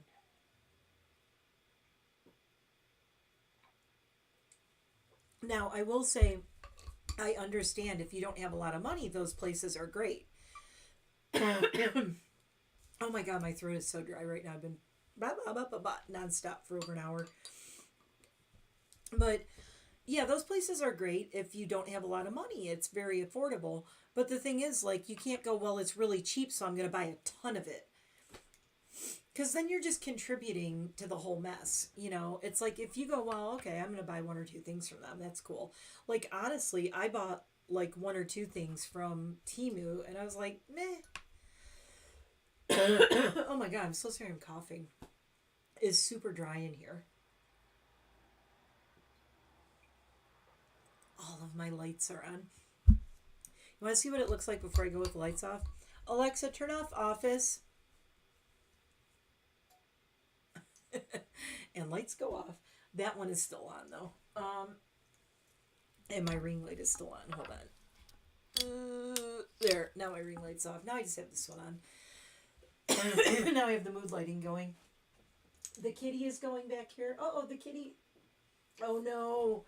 Kitty light. Uh-oh.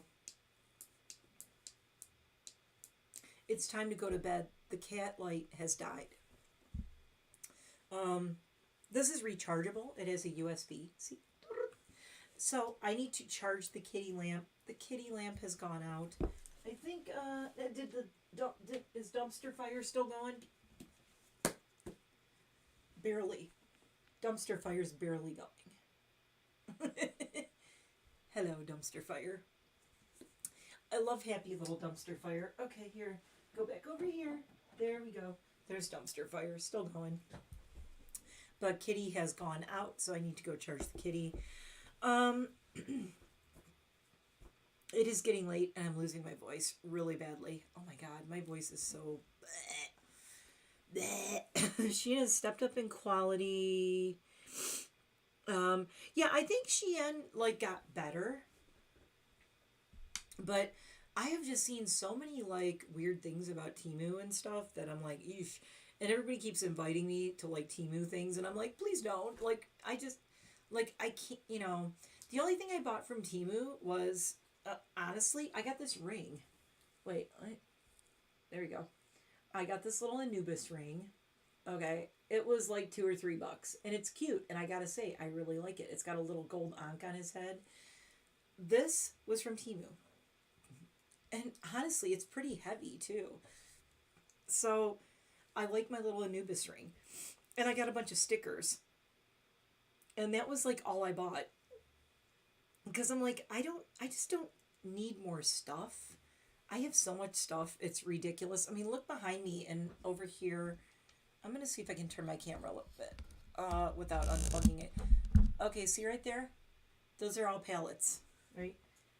Palettes, all the way down, all the way up. Those are all eyeshadow palettes right there. Those are a lot of my favorite ones. A lot of my collection is over there. And I don't know if I can turn this way or not far enough. I'm trying. There's my desk, and there's more palettes on that bookshelf right there. So, yeah. And then, over on my shelf over there, there's like, well, all my ColourPop is up there, and a lot of lip stuff. All my lip products are in my closet on displays. So I've just been like, my husband had a good point. He's like, every surface is covered with something. And I'm like, yeah, I'm just kind of like over the having every surface covered with everything. Right now, I am trying to... Have I seen the ghost nightlight? No, I have not. Oh, I might have seen the ghost nightlight. I do have the cutest duck nightlight in the world, but it's in my bedroom. I have the sleeping duck. He's like laying down and his little legs dangle over and he lights up. And he's made of the same kind of like rubbery stuff as this guy. But yeah, I have so much stuff everywhere. And that's why it's really hard to... Mr. Bones! Mr. Bones! Happy World Goth Day! Yeah, lots of palettes. So, yeah, but even like, where did they go? Like these guys. Like, love them. Love them. It's so... Honestly, they've come out with... Let's see. I have to look up the Angela Benedict thing. I did not see that. Like these guys, I love them, but I'm running out of space. And I've been like on this kind of decluttering thing where I just want things less cluttery. I'm getting like a new jewelry display thing because back there, all these necklaces, except for there's a couple that I bought, but those are all necklaces that are gifts from my YouTube friends. So Sanitz and Jane and, God, I'm forgetting everyone who sent me necklaces up there. Alice, Alice Lynn sent me the black one. And Sanitz made a lot of those, and there's a few that are from Jane, and then other ones from like other YouTubers. So those are all of those necklaces except for that one on the left were all gifted to me by other YouTubers, which is so freaking cool. And oh, do you want to see the duck? Hold on, I'm getting the duck. I hope he lights up. Hold on, don't go anywhere. Don't leave. My duck's gonna light up. I charged him.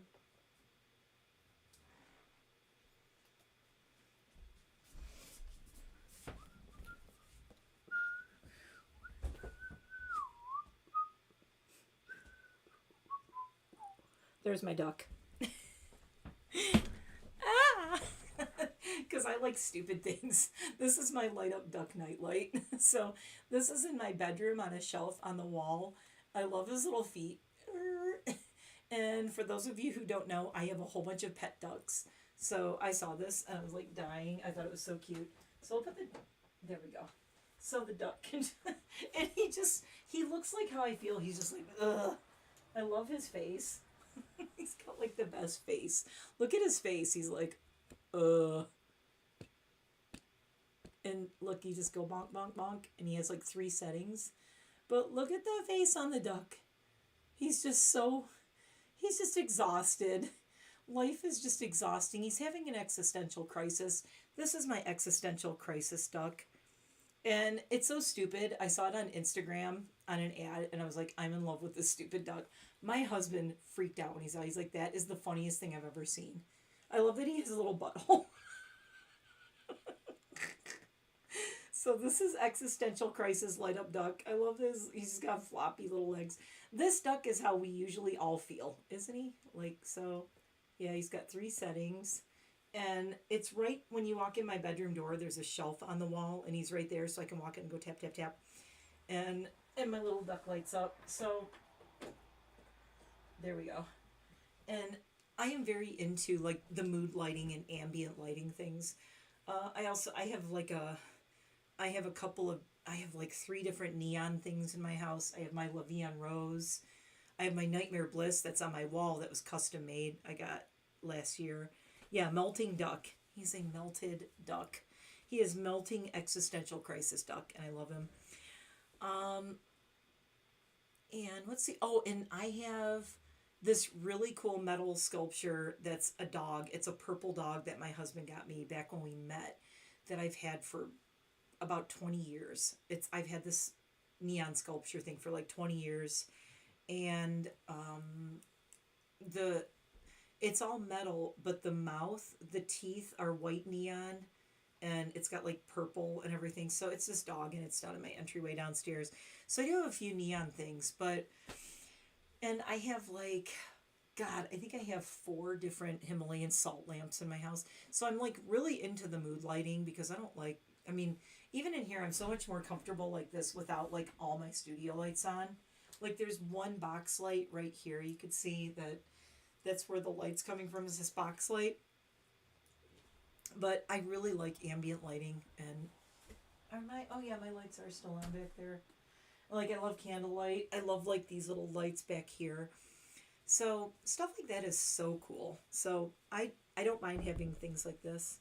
Sorry, no, maybe here. Oh no, yeah, go. Oh my God, Jamie, go. We're gonna sign off in a minute. Everybody, say goodbye to Jamie and wish her luck tomorrow for her surgery. And I will try to update if I hear from Jamie. I'll try to update you guys because I think I'm probably gonna do another video tomorrow. Why do I look like punk rock Anne Burrell right now? Do you guys know who Anne Burrell is? Yeah, where is the ghost light? I bet is the ghost light on Amazon or something, because it sounds like something I've seen. Where's this ghost light? Hi, Kelly. Kelly, I'm going to be signing off soon, but I keep saying I'm signing off soon, and then I never do. Ghost light. Hold on, I'm looking up ghost light. Oh, well, oh my God, is it this one? Because this is really cute. Oh, wait, you can't see it. Look, it's like white on white. Oh, there it is. Look, little ghost. Is it that one? Because that one's really cute. Oh my God. Oh my God. Look at the little... He looks like he's saying, give me a hug. Look at his little tail. Oh my God. Okay, this one's really cute. I don't know if this is the one you're talking about, but that guy's really cute. Yeah, we're going to be like saving that one. I just searched... Look, this is how you get in trouble. Oh, from Berserk. Okay. Well, that one's really cute, though, that I just saw. You look up Ghostlight, and you get a whole bunch of, like, Pac-Man things. Because, like the Pac-Man ghosts. But, oh my God, that one I just found on Amazon is, like, really adorable. But, actually, I did get this kitty one on Amazon. Oh, it's with a tombstone. You know what? I know the one you're talking about. I saw it. I was on Berserk, and I was like, I need to not be on this website. I'm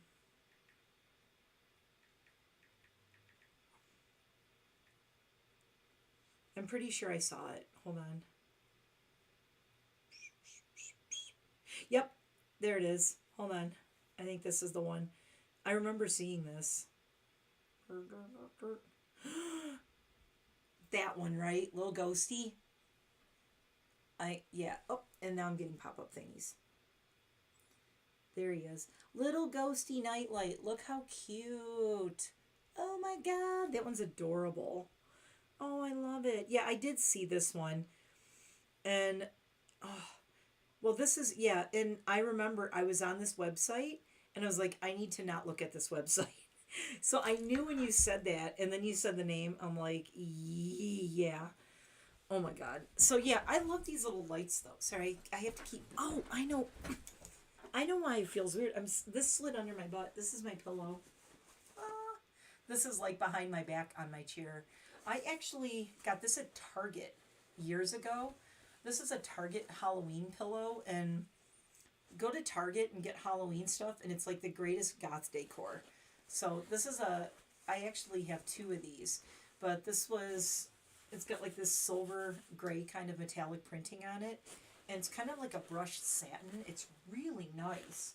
But I got this years ago at Target, and now it's just behind me on my chair because it kind of props me up a little because I'm in my gaming chair. So, you know, if I don't want to like lean back, it just gives me a little support here. And I do also have the little lumbar support thing. Anything else I have to show you or tell you? I don't think so. I think we're going to get ready to go in a second, but does anybody have any questions? Love you too, Jamie. Best wishes. Hugs for Jamie. Hugs. And Reiki. Magic wishes. Tell that surgeon don't make me kick his ass. All right. Love you too, Jamie. Take care. Go take care of yourself. Go rest. I think we're okay with a no mod for right now, so we're good. Let's see. Anybody else? Anything you want to talk about? Anything before I go? Because I'm going to get ready to go here because I got a crazy day tomorrow. Oh my God. I just realized something. Oh, crap. Okay, my phone almost didn't recognize me. My iPhone thinks I'm like 5 different people. You should see, you know, when you look in photos and you look in the photos and it says like people, like albums, and it'll say like different people and places. Okay, wait.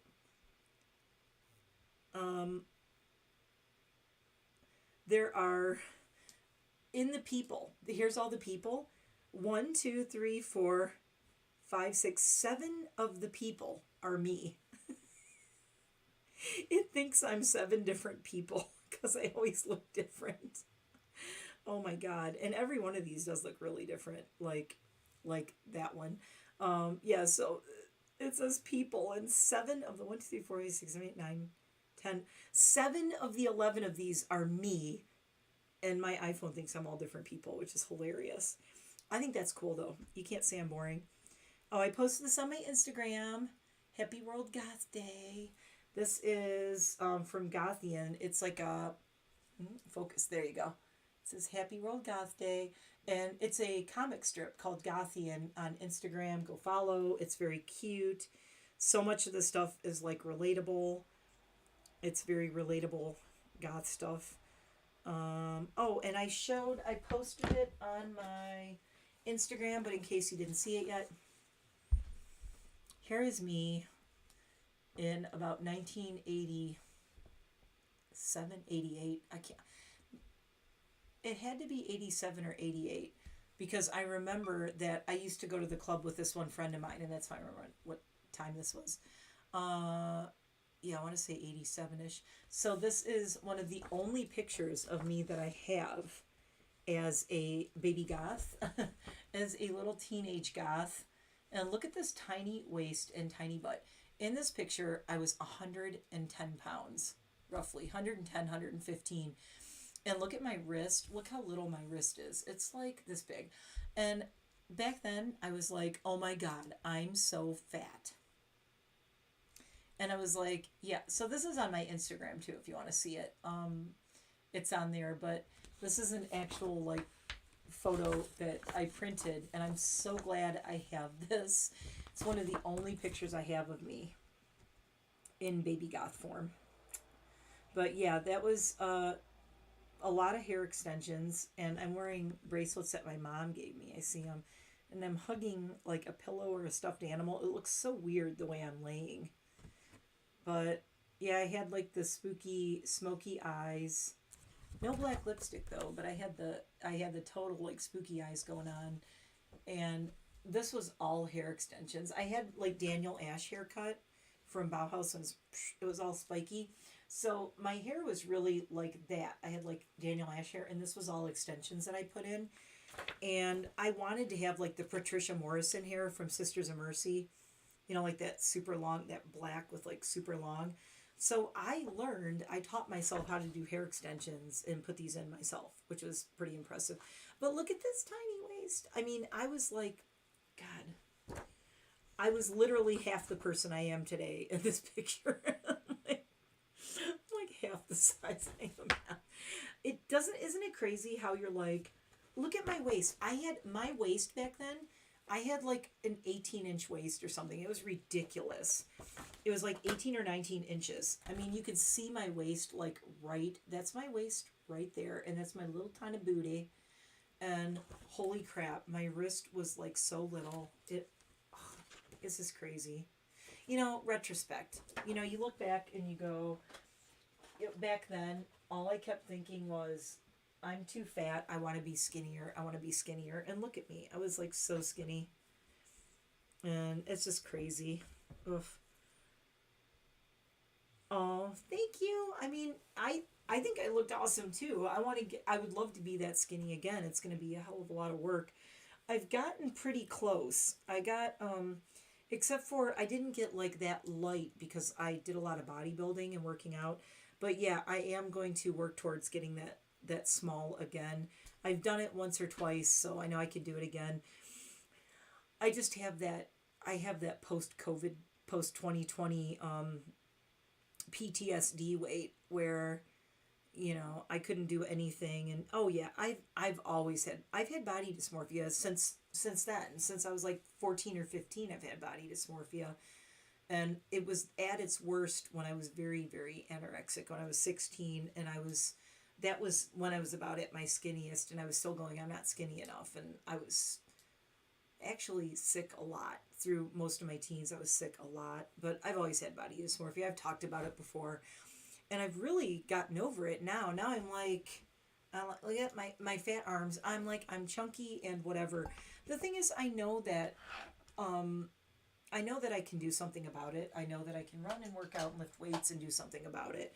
And lately, I've just been focused on other things. I'm trying to eat healthy, and I'm trying to eat well, and I'm drinking my water, and, you know, moving around and doing a lot of work around the house and lifting things, and going to start working out and running and biking and doing all that stuff. But, you know, I want to be healthy thin. I don't want to be sick thin. And back then, I looked like a little hottie, but I was like sickly thin. And that's just not good. I'm in it for the longevity now. So, and it's funny because back then, I always said that I would never live past 30. I said, I want to live fast and die pretty. And I always said, you know, I want to live fast, die pretty. I had like this Jim Morrison thing. I was obsessed with that. Like, I don't want to get old. I want to die before I get old. And that was like I don't know, I was very like, anarchy. You know, I'm going to die before I get old. I'm not going to get old. I'm going to have a crazy life, and I'm going to go out in a blaze of glory. And it's like, now look at me. I'm a 54-year-old YouTuber wearing crazy things and doing mohawk hair. And oh my God. I never do my hair like this. It's so funny. It's fun, but I mean, I like it when it's all down too. Oh my God, it's so warm in here, dude. Seriously. It's like super hot in here. Oh, fan.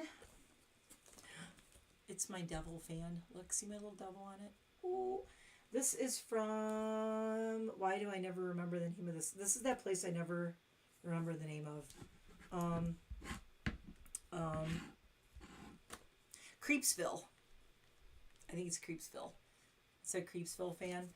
I never remember Creepsville because I'm always mixing it up with like Killstar. I'm like, I know it begins with a K, but I can't remember. Yeah, and so now I'm like an elder goth who gets hot flashes and needs a cool spooky fan with devils on it.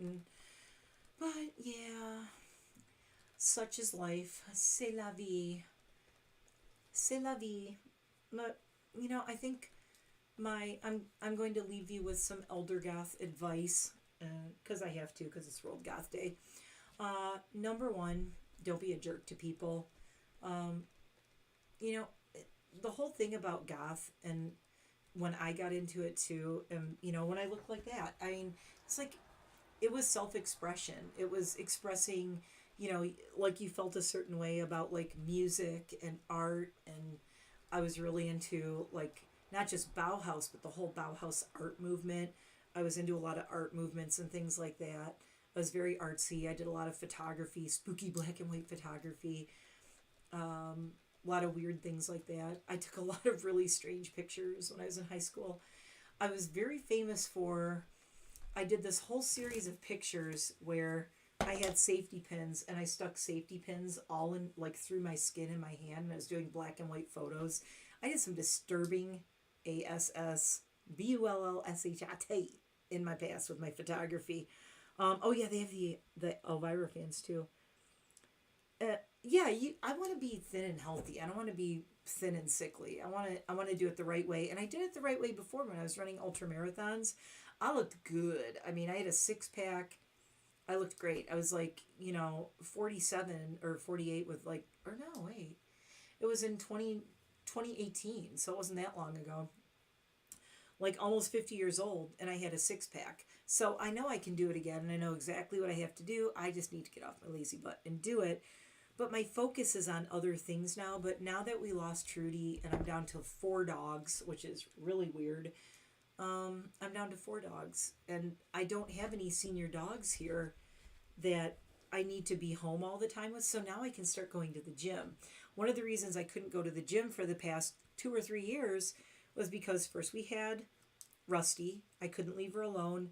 I had to be with her all the time. Then we had Trudy, and I was always afraid to leave Trudy alone for too long. And I was like, I don't even want to go to the gym because I don't want to leave her alone. Because I would go to the gym for like 2 or 3 hours. I love going to the gym and just hanging out. I do like a whole warm up. I do stretches. I do my workout. Get on the treadmill. I get on a bike.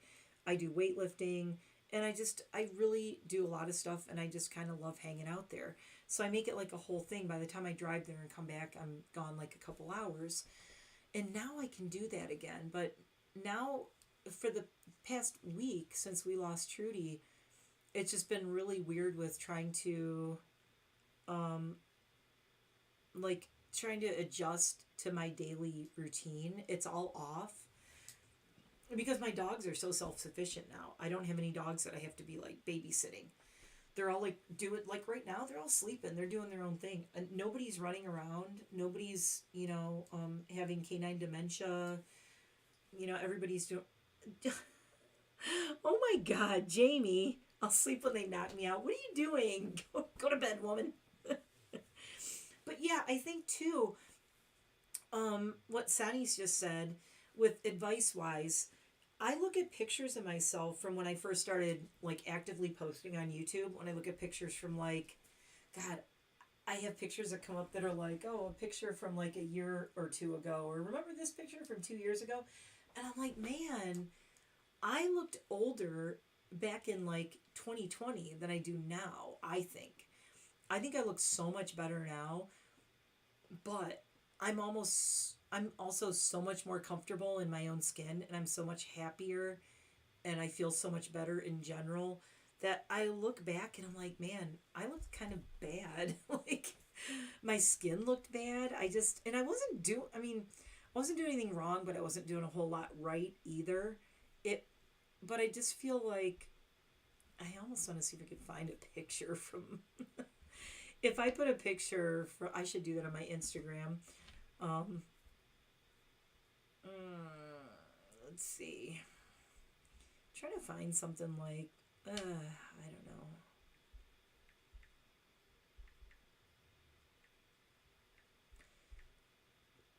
I don't even know if I'll be able to find anything, but yeah, I just look at like older pictures of me when I was still kind of figuring out, like, when I left Detroit and I moved out here, I've never really talked about it. I don't want to go into it too much, but I left Detroit and I moved out here, and I felt really kind of lost. I was like, because I wasn't in my band anymore, and I didn't really have to, I just kind of got like, I want to say like just apathetic and kind of lazy and kind of like blah. Like I just really didn't, I don't know. I just, to be totally honest, I mean, I felt like I was kind of lost. Yeah, I have a lot. Oh, thank you. Thank you so much, Jane. But yeah, it is hard to get motivated to work out too. I'm trying to find like, okay, I found some of my 2020 pictures. And like 2020, I started looking like a little better, but I was still like just trying to figure out like me, you know, and especially I think I was doing really well like 2017 to 2020 I was great. And then 2020 and 2021 and even last year I was kind of like I don't know. But just trying to figure things out like what do I want to do? What like how do I want to a lot of it is thinking about how you want to express what you feel on the inside and have it come through on the outside and what you express to the world. And I always say I love reinventing myself all the time. That's why if you look at all my videos, that's why my iPhone thinks that I'm 7 different people. You know, I am like the queen of. I always say, you know, Madonna reinventing herself. Yeah, whatever. Okay. Okay, wait. I wonder if you can see this. Here's a picture of me from 2020. I mean, I don't look terrible, but I don't look happy. I'm kind of trying to smile. My hair was gorgeous. I had this long purple hair. That is all my hair.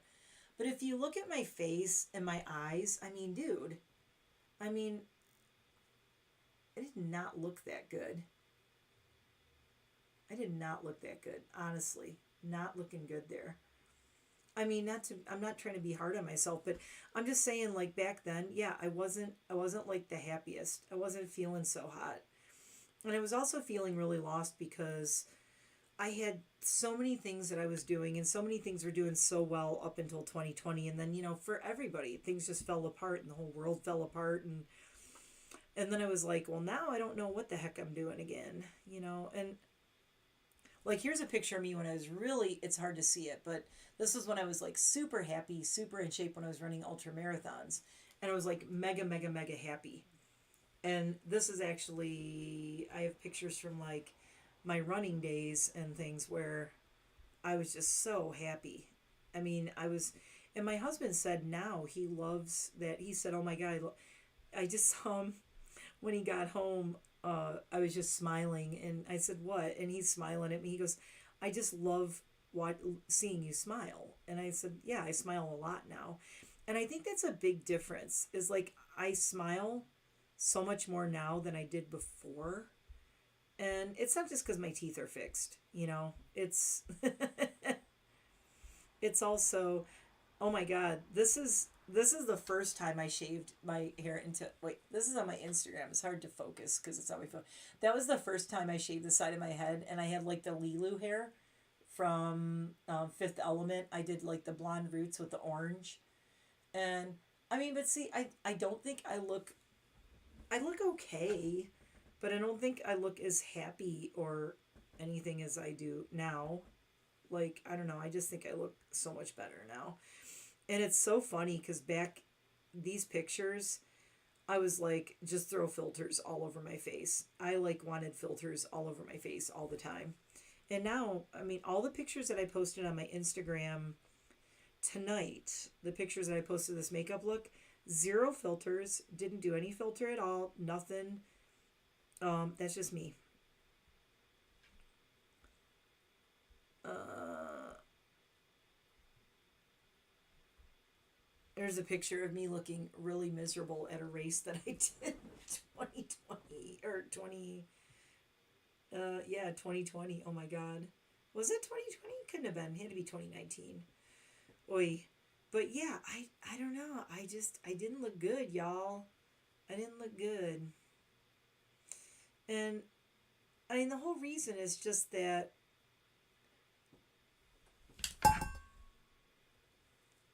I guess I wasn't like expressing Oh, would love to hear my band one day.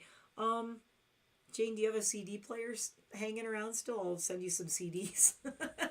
I have a whole bunch of my band's CDs here. And, wait a second. This is probably going to sound terrible, though. Probably sound awful. Hey, Siri, open Apple Music. No, not over there.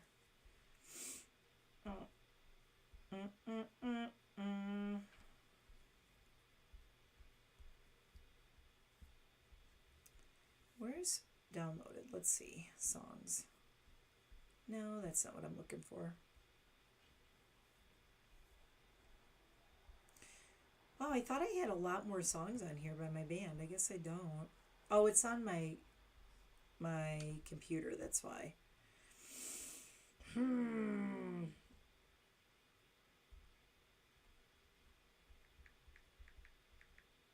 Okay, here we go. Albums. Ta-da! Album. Which?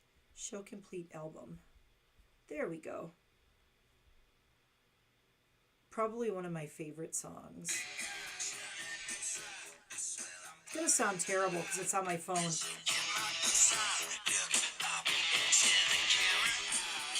Sounds like so tinny.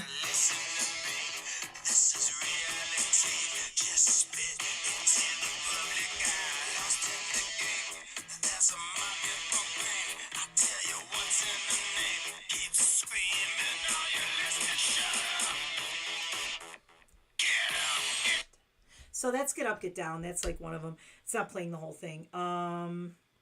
This is another one. Love this song.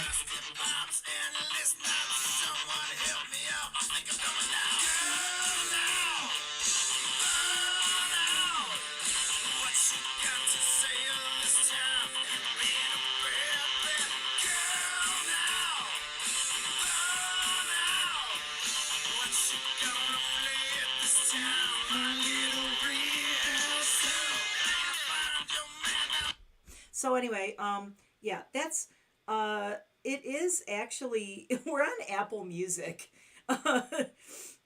Coincidentally, it's just Half-Life, HAFLIFE. So, yeah, Sin and Tonic is the last CD that I played on, this one, and Guilty Pleasures is the other one, and Guilty Pleasures is pretty cool. I love this album. That was like really fun. And oh my god, yeah, Jane, message me on my Instagram. It's in the description box and it's on my, it's around. Anyway, message me on there and I'll send you some CDs because I have CDs. And I have got to do some giveaways soon because when I was in Detroit, before Jamie moved from his house, I went and I dug into the band archives. And it is very Rob Zombie-ish, yes. It's like electronic, industrial, dancey kind of. We're like definitely influenced by the Rob Zombie thing back in the day. These albums came out like, I can't believe how old they are. When did 2004 and 2007? Okay, still holds up though. I gotta say, holds up pretty well. Those two albums, 2004, 2007.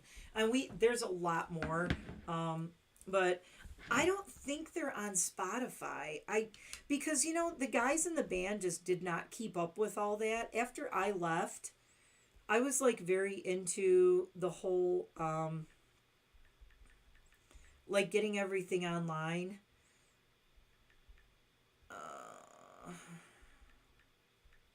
I'm looking to see. I don't think they ever put it on there.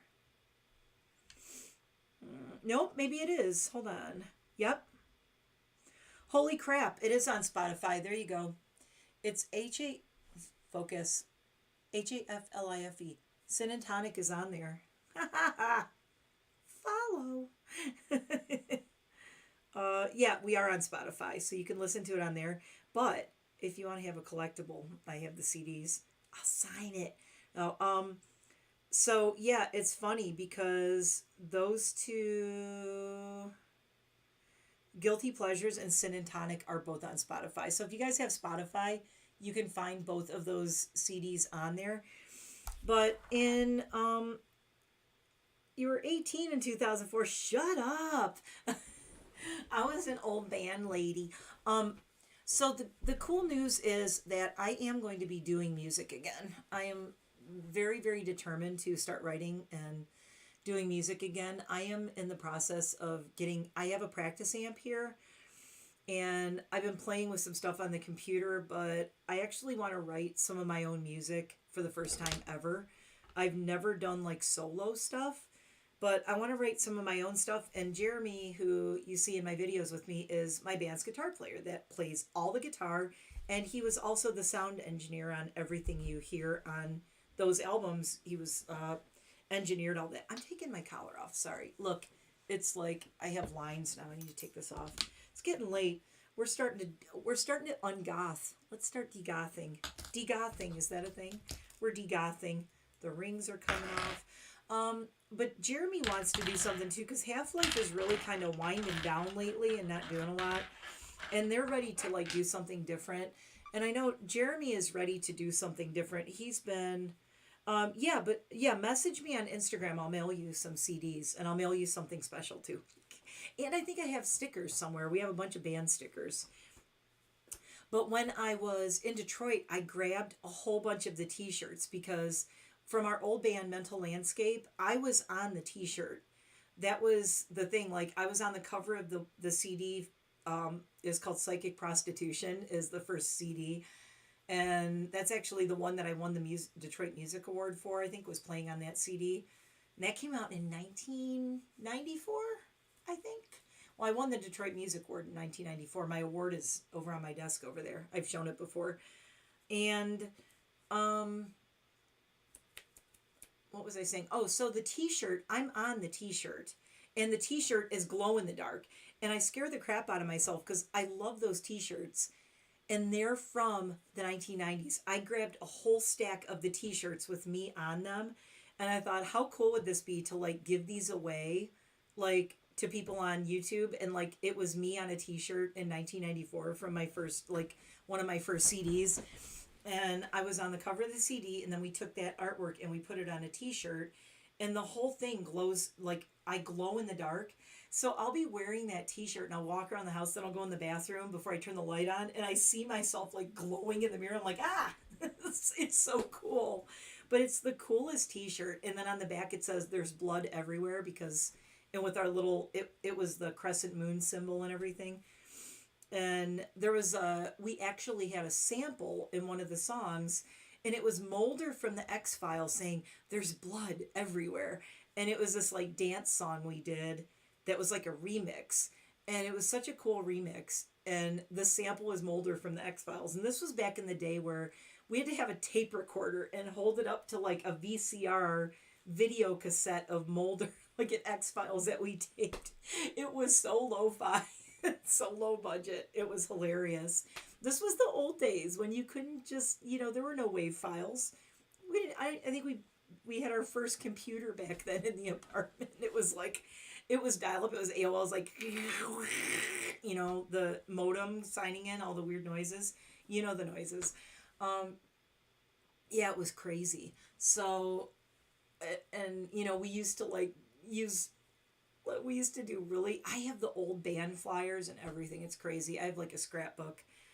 So it's pretty cool, but Jeremy wants to do something and I want to do something, and I want to start writing like my own music, honestly. And I miss playing bass, which is another thing I had discussed with the guys, and hence the no nails. For me to, Sandy, I'll send it to you. I'll send you the Spotify thing, and it's, actually, you know what I'm going to do? Hold on. Where is it? Where is it? Now I just lost it. Google. There it is.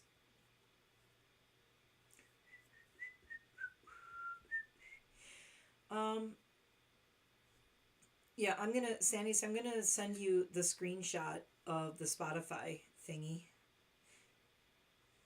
on Instagram. Message. Look, I'm doing it right now so I don't forget. I don't want to forget. There she is. Send. There you go. Okay, sent it. uh, wait for it. Wait for it. Yeah, the old computer. It's like in like and oh my god, we were all about LimeWire back then. LimeWire was like the shit. LimeWire was like we spent most of our time on LimeWire. Let me tell you, just trying to download things on LimeWire, and then they wouldn't work because it's like no, because they get busted or something. And it's like, well, that one's gone. That was crazy. Ah, the good old days of LimeWire, and we downloaded a lot of samples from LimeWire too. But we were also influenced, like our old. We have a sample of from They Live, the movie, the horror movie They Live. There's a sample of that on one of our old old songs, and there is a sample from Evil Dead, from Ash from the Evil Dead in one of our songs. Molder. But we were influenced by like the Skinny Puppy, how Skinny Puppy would use like really weird random samples from things, and like they used like Vincent Price and like some old movies and things like that. So yeah, but yeah, I really want to start writing music again. And Jeremy, of all the things, you wouldn't look at my friend Jeremy and think this, but I was in Michigan talking to Jeremy about doing music together. Oh my God, Napster. Totally forgot about Napster too. Yeah, Napster and LimeWire. Holy crap.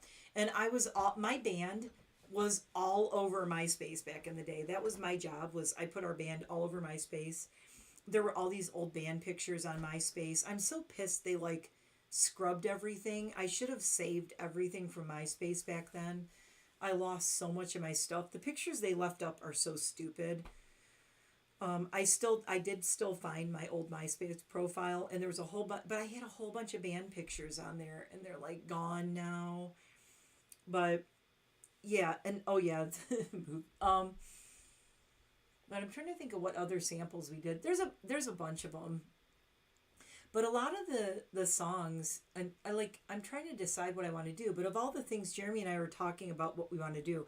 Now I want to do a me version of the things I like Rammstein, like Rammstein, like very like heavy bass and percussion heavy, bass and drums, um, yelling in German, um, industrial kind of stuff. Border, I'm not so much metal, but like the I like melody to it too. There's certain Rammstein songs that I'm like, that's a me bass line. That's even my friends in my band and my husband are like, you would have written that bass line. I said, I know. Like most of the songs on those albums that are on Spotify, those songs, for the most part, came about by me writing a bass line, playing the bass line. We would go to practice and the guys would go, so what do you have for us this week? And I would come up with a bass line, just like a do whatever it is. And then Jeremy would start playing guitar. The drummer would start playing drums. And, it was, oh my God. Yeah, Sonny's when you would be like, you had to use your landline to download stuff, and people would be trying to call you, and yeah, and you'd get bumped off your computer, then you'd lose your whole download, and you're like, I've been downloading this one song for 5 hours. It was so annoying. Oh my God. It was crazy. But of all the things though, Jeremy goes, I think if we're going to do a project, I want to do an old school jangly guitar, like a goth band. And I'm like, you're kidding. Because you look at Jeremy and, he's like bodybuilding now. He's all like bodybuilder, and he makes knives, and he looks like a lumberjack or something, and he's like, he wants to do a goth band with me. I'm like, seriously? And so we're trying to find a medium of, we don't want to try to make it anything. I just want to start writing some songs. I want to start writing some lyrics. I want to start writing some ideas down. I want to get a bass. I have like 3 basses. My 5-string is in Detroit. My 4-string is here, but it's all busted up. It needs to be repaired. So I'm taking it back to Detroit. Jamie's going to get it fixed for me, but I'm thinking of buying a new bass. Because I just want a fresh start, and I kind of want something different. So I'm thinking about getting a new bass, but I'm thinking about it. I'm going to look at some, but I do have a practice amp here, and I have a busted up bass here that's missing a string and needs some work. So I can't even do anything with that now, but I'll be back in Detroit in like 2 weeks, a little over 2 weeks. And I'm going to try to get the bass situation under control because I have a cord here, I have a practice amp, and I don't have a working bass that I'm happy with. So I do want to start writing music again. So I think it'd be really fun. And, I'll probably end up doing a what's it called, a SoundCloud account, and having a SoundCloud so you guys can go and listen to music that me and Jeremy are writing. And will we end up putting it out on Spotify or something? Probably. I mean, we'll probably end up like doing a whole album is the idea. But we're trying to find a happy medium without forcing it to be. We don't want to force it to be anything. We just want to be like, where are we now? And kind of like what I said about how I look now and how I'm comfortable in my own skin. I want to play music that's me now. Because I came from like playing all this, and it's like, who am I now? What do I want to say now with music? And what do I want to write? And how do I want to play bass now? And I know it's going to be different. I haven't played in years, and I know it's going to feel different, and it's going to sound different. And I want to take things that, oh, you have an LT. Oh, cool. Well, I've had a Rickenbacker. I loved my Rickenbacker. I wish I still had it. I don't. It was a black and white Rickenbacker. It's the biggest regret of my life that I don't have it anymore. I have a Fender jazz bass downstairs right now. It's a black and white Fender jazz bass, and that's the one that has the busted string, and that I have to get fixed. And the tuning is off. The tuning keys are loose, so it needs some. Oh, cool. Thank you for finding me on Instagram. Yeah, now you can message me. I'll send you some stuff. Just remind me. Be like, hey, send me CDs and give me your address, and I'll send them out to you ASAP. Wherever I put them. Oh, there they are. Oh, look, they're right here. A whole giant stack of CDs. I'm not kidding. Told ya. And look at their I'm gonna send you one of my busted ass CDs. That's all in a busted up case. I don't know why the cases are so busted, but that's the actual CD with the skeletons on it. And there's our Half-Life MD 2020 Candy J Embolism, and that's why my name was originally Embolism on my YouTube channel for the longest time, and I changed it. But yeah, it was originally Embolism because that was my stage name. And yep, this is Sin and Tonic, and that's why I called my podcast with Jeremy the Sin and Tonic Podcast.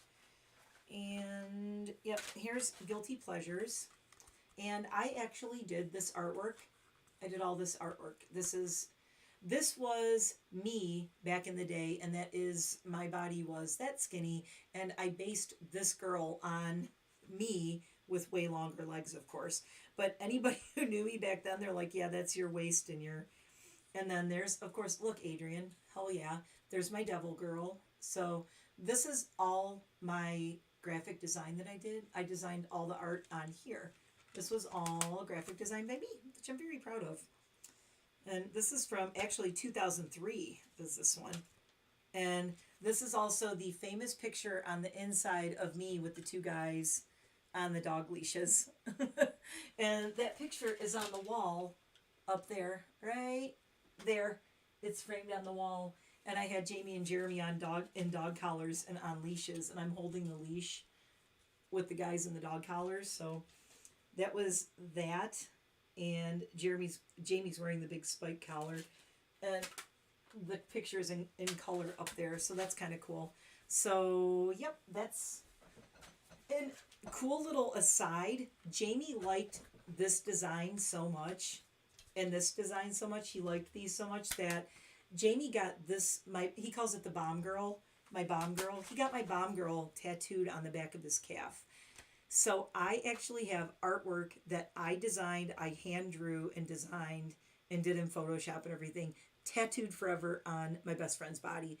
The whole back of his calf is the bomb girl, and it's kind of cool.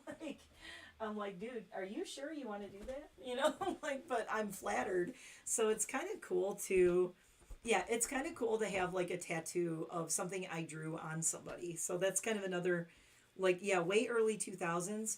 I actually met my husband in 2000, and I played in the band with the guys since like 1993 or 1994. First band was Mental Landscape, and then it was Half Life, and it is still Half Life. And yes, Adrian, I will give you CDs. When I come to Detroit, I'll try and meet up with you and bring you CDs and stuff. So, and I might have some more makeup for you. No, I definitely have some more makeup for you. I gotta pack some stuff up. I did a lot of decluttering, so I'm probably gonna bring you some stuff. And I'll bring you a T-shirt, and I will bring you CDs and stickers when I'm in Detroit in a couple weeks. So yes, Adrian, and remind me, send me a message on Instagram too, and go, don't forget to bring me CDs, dummy, because I'll forget. Although I'll be at Jamie's house, and he has a whole basement full. We have boxes of them in the basement. Um, yeah, so yeah, we are. Yeah, the me and the guys, like my band, Jamie, Jeremy, and I, we have been together as friends, and until I moved out here as bandmates, like if I was still there and playing music with them, we've been together almost as long as Rammstein has been together, which is the 90s. You know, I met Jamie in I think 1991 or 1992 or something like that. I think it was October of 91, but I can't remember. So, yeah, we've been together for a long time. And it was me and Jamie first. And then I'm trying to think that if you go back and watch the second Sin and Tonic podcast, me and Jamie and Jeremy did a podcast, and it's from,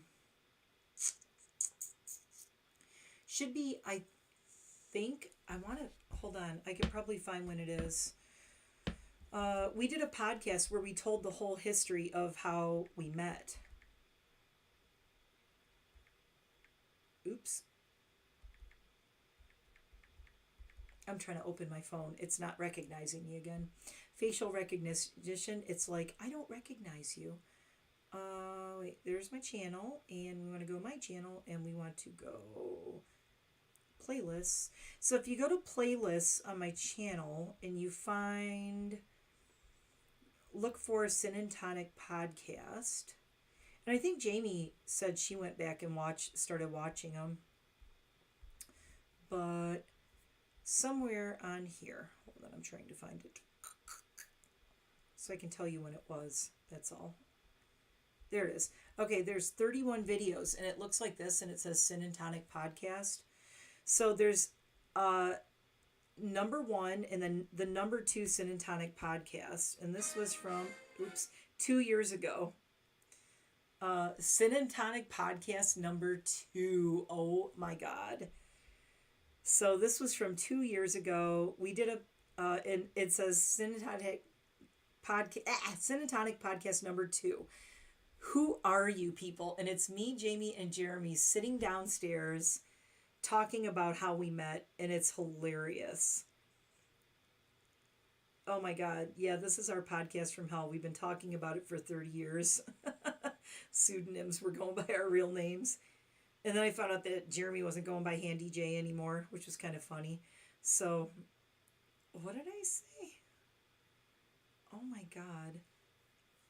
So, yeah, this was where we told the story about how we all met. And it's pretty entertaining. It's really, really funny. So, look for Sin and Tonic podcast number 2, Who Are You People? And it's hilarious. Especially Jeremy talking about Jamie getting his name wrong, which was so funny. And the whole thing was like, I don't know. It just really sums up our relationship. But yeah, I'm trying to remember if it was 91 or 93 when I met Jamie.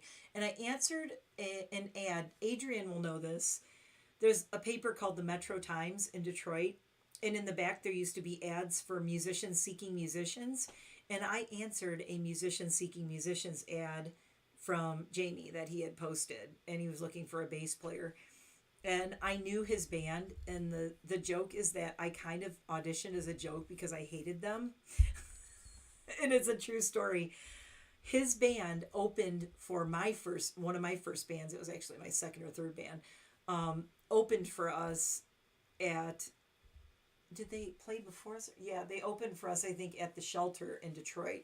So we played at the Shelter, which is the basement of St. Andrew's Hall in Detroit. And my band was going to play after them, but they went on first. Mental Landscape went on. Jamie was like, they were so obnoxious, and they were very punk. They were more like super, super punk. And just bratty, bratty punks. And I was just like, ugh. I was like, God, that guy's such an ass. I was talking about Jamie, the lead singer, who is now my best friend in the world and basically like my twin brother. And we hated them. My band hated them. We were like, we hate these guys. Well, then I saw that I had left that band that I was in at the time. And then I saw that the band that we hated was looking for a bass player. And I'm like, oh my God, I'm going to go audition just kind of as a joke because I hate them. And I was thinking about just going there and being a total ass and like making them really like me and then going, I wouldn't play with you guys if you paid me all the money in the world, and then walking out. Turns out I ended up loving them, and I loved Jamie, and we hit it off, and he wasn't as much of it. Well, okay, he was a jerk, but in a different way. But we ended up hitting it off and becoming friends, and Jamie and I turned into, I've always had the total Anthony Kiedis and Flea friendship. He always called me the Flea to his Anthony Kiedis. That's just the way we always were. It's like the band, and this is no offense to like Dean, who is my best friend, one of my best friends since way back then too, who plays bass with them now. But they've said like the band has never been the same since I left, It's the original band, only without me. And I gotta say, things aren't the same for me not being in the band with them. It's the one thing that is missing from my life is playing music. And I've talked about this on other live streams. I've been a musician since I was 7 years old. There's nothing that I've done longer in my life than play music. I started playing violin. Night night, Sanus. And yes, I hope everybody had a happy World Goth Day. It's not World Goth Day anymore, so I better get offline soon. Ooh, I'm messing it up. But yeah, I played violin when I was 7 years old, played all through school. Then I started playing bass when I was like 15 or 16. And then I played in bands, and I played bass my whole life until I relocated out here. And I haven't played music ever since I moved out here. And it's like there's a big piece of my life missing and who I am.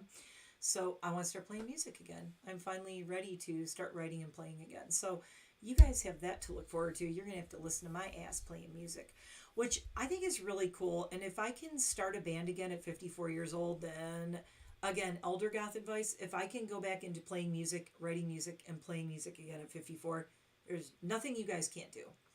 I am not afraid to start playing bass again and getting on a stage and doing all that and writing music. And I think it's going to be really fun. And yeah, I was definitely, when I was also kind of like the band mom, I was the only female in the band. And I apologize if there's any, I don't think there's any boys in the chat. But you know what it's like when you leave like 3 or 4 guys and go get something done? You know who made things happen? And I even said that to Jamie, I was like, we're rehearsing here. This is, like I said, I would walk into practice and they'd go, so what did you write this week? And I'm like, well, here's a new bass line I have, do, and we'd work on it. It would turn into a song. And, that just doesn't happen anymore. Dean, the chemistry is all off without me there. And Jeremy said that he's never felt, he doesn't, and Jamie even said that, he goes, I know Jeremy doesn't have a bond with Dean. He never has. And the bond just isn't there. We just had this chemistry that was like magical. And it was so cool. And it's not, it didn't go anywhere. I'm in a different state is all. But now I'm to the point where you know what, Jane? I think I'm going to bring my bass stack back with me here. I'm not sure, but I'm thinking about bringing it back here. I'm not positive. It's huge. But we custom designed my bass rack, my whole amp and everything, and it's covered in pink leopard skin. The whole thing is covered in pink leopard skin. And I made a bomb girl. That cutout of the bomb girl is on the front of my amp. And it's like the silhouette of the bomb girl on the front of the amp in like pink leopard. It's like pink fuzzy leopard skin. It's very 90s, but it's very cool.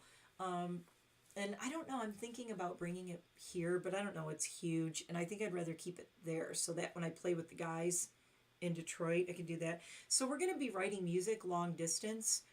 And then when I go to Michigan, we're going to write and probably record when I go to Michigan, which is every like anywhere from 4 to 6 to 8 weeks. I'm in Michigan lately. So I want to take, a month right here, write things, send things to Jeremy and Jamie. The great thing about now, how we don't have dial-up computers anymore, we don't have to wait forever for things.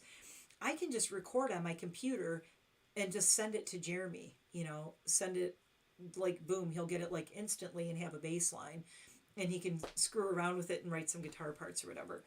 So yeah, we're definitely going to start doing some stuff. I talked about it last December with them, and we've all been kind of like scatterbrained. I've lost a dog. Jamie lost a dog. Things have been a little weird, and now but it's not going away. The wanting to do music again is getting stronger, not getting weaker. And now today I just thought, I think I might want to buy a new bass. So yeah, so that's something cool to look forward to. But until then, go find us on Spotify. It's there. It's HAFLIFE. And the music is probably going to grow from like what those things were, but it's going to be different. Jeremy is much more into like jangly kind of weird guitar now. He goes, I like that goth music that has the more jangly kind of guitar, but the heavy bass and drums behind it and all. I said, oh, like Fields of the Nephilim. And he went, what? And I'm like, And so when I was in Detroit, I played him like Preacher Man and Moonchild and some of the Fields of the Nephilim songs. And, oh yeah, well, I actually played live in Detroit. I jumped on stage with them years ago. I surprised them. I flew out and I got on stage and did a cameo and played one of our old songs on stage at Northern Lights Bar in Detroit. It was really fun. So yeah, we'll have to play somewhere again in Detroit. I mean, eventually we'll play there. I'm sure we'll do a show, because I know all the people that I know back in Detroit would like freak out to see me on a stage again. All my old musician friends. I would love to get them all it's like old school day at the bar. We'll all get together. We'll all be there in our wheelchairs with our walkers, our crutches and our canes, and going, what? Play louder. My hearing aid battery died. No, yeah, I do have a lot of very old, like, musician friends that are like a good 10 years older than me. Some of them are getting up there. But they're all still playing music, and they're still all very cool. I don't know. Detroit rock and roll people, I mean, not rock, but, punk rock, alternative, all that. All the people I know from the scene who are musicians, they all still are pretty awesome. So, yeah, I would love to get together with everybody again and have a show. But, yeah, so Fields of the Nephilim is kind of like, we like that kind of feel. If Jeremy wants to do something more gothy, I said, well, you're probably thinking something more like this. I love Preacher Man. It's one of my all-time favorite songs. It's such a great song, and the bass line to it is it's a very driving bass line. That's what I like to do, is like those, very much like, Lucretia My Reflection and this Corrosion and things like that. The rolling, driving bass lines is what I really love. Those are the kind of things I love. So, yeah, I played Nephilim for Jeremy, and he's like, yeah. And I said, oh, so you want to do... I said, you want to do cowboy goth? And he started laughing. And I go, it's kind of like that spooky cowboy goth like Nephilim did. So, I don't know. We'll see what happens. We'll see what comes out of it. But I'm going to get off here because I am losing my voice big time now. My throat is so dry. I've been talking for almost 3 hours. I'm dying. But thanks for hanging out with me. And, oh my God, yeah, I'm grateful for bands still touring too. I have to go all the way to frickin' Paris to see Rammstein. And I'm worried that this is going to be their last tour. That's the only reason I'm going to Paris to see them, because could be my last chance to see them. But yeah, I just read an article about how bands they don't find it worthwhile to tour anymore. They don't make any money. It's not worth it. I think it was a metal magazine or something. I had a story. It was a story that came up. And, oh, thanks for being here.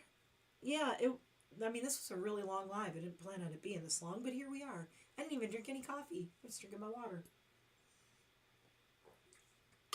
And I'm super thirsty, and I just realized it's late, and I got to take all this makeup off. So thank you for being here. Thanks for hanging out. I will see you guys again soon, and we are going to sign off. Go get some rest. Jamie, if you're still here, we're thinking of you. Go get sleep. And I'm going to do something with this mess. Oh my God, can you imagine? I wonder what this is going to look like in the morning. I'll probably brush this out. I kind of teased it and hairsprayed it. I'll brush it out, and I do have to go wash this face off. So I'm losing my voice. I will see you the next time. I'm probably going to have another couple of videos up in the next few days. French chooses my makeup on Thursday. Mary's my partner. Don't miss it. I'll see you guys next time. Thanks for hanging out. Thanks for watching. And I and my nice little, cool little Killstar top are out of here.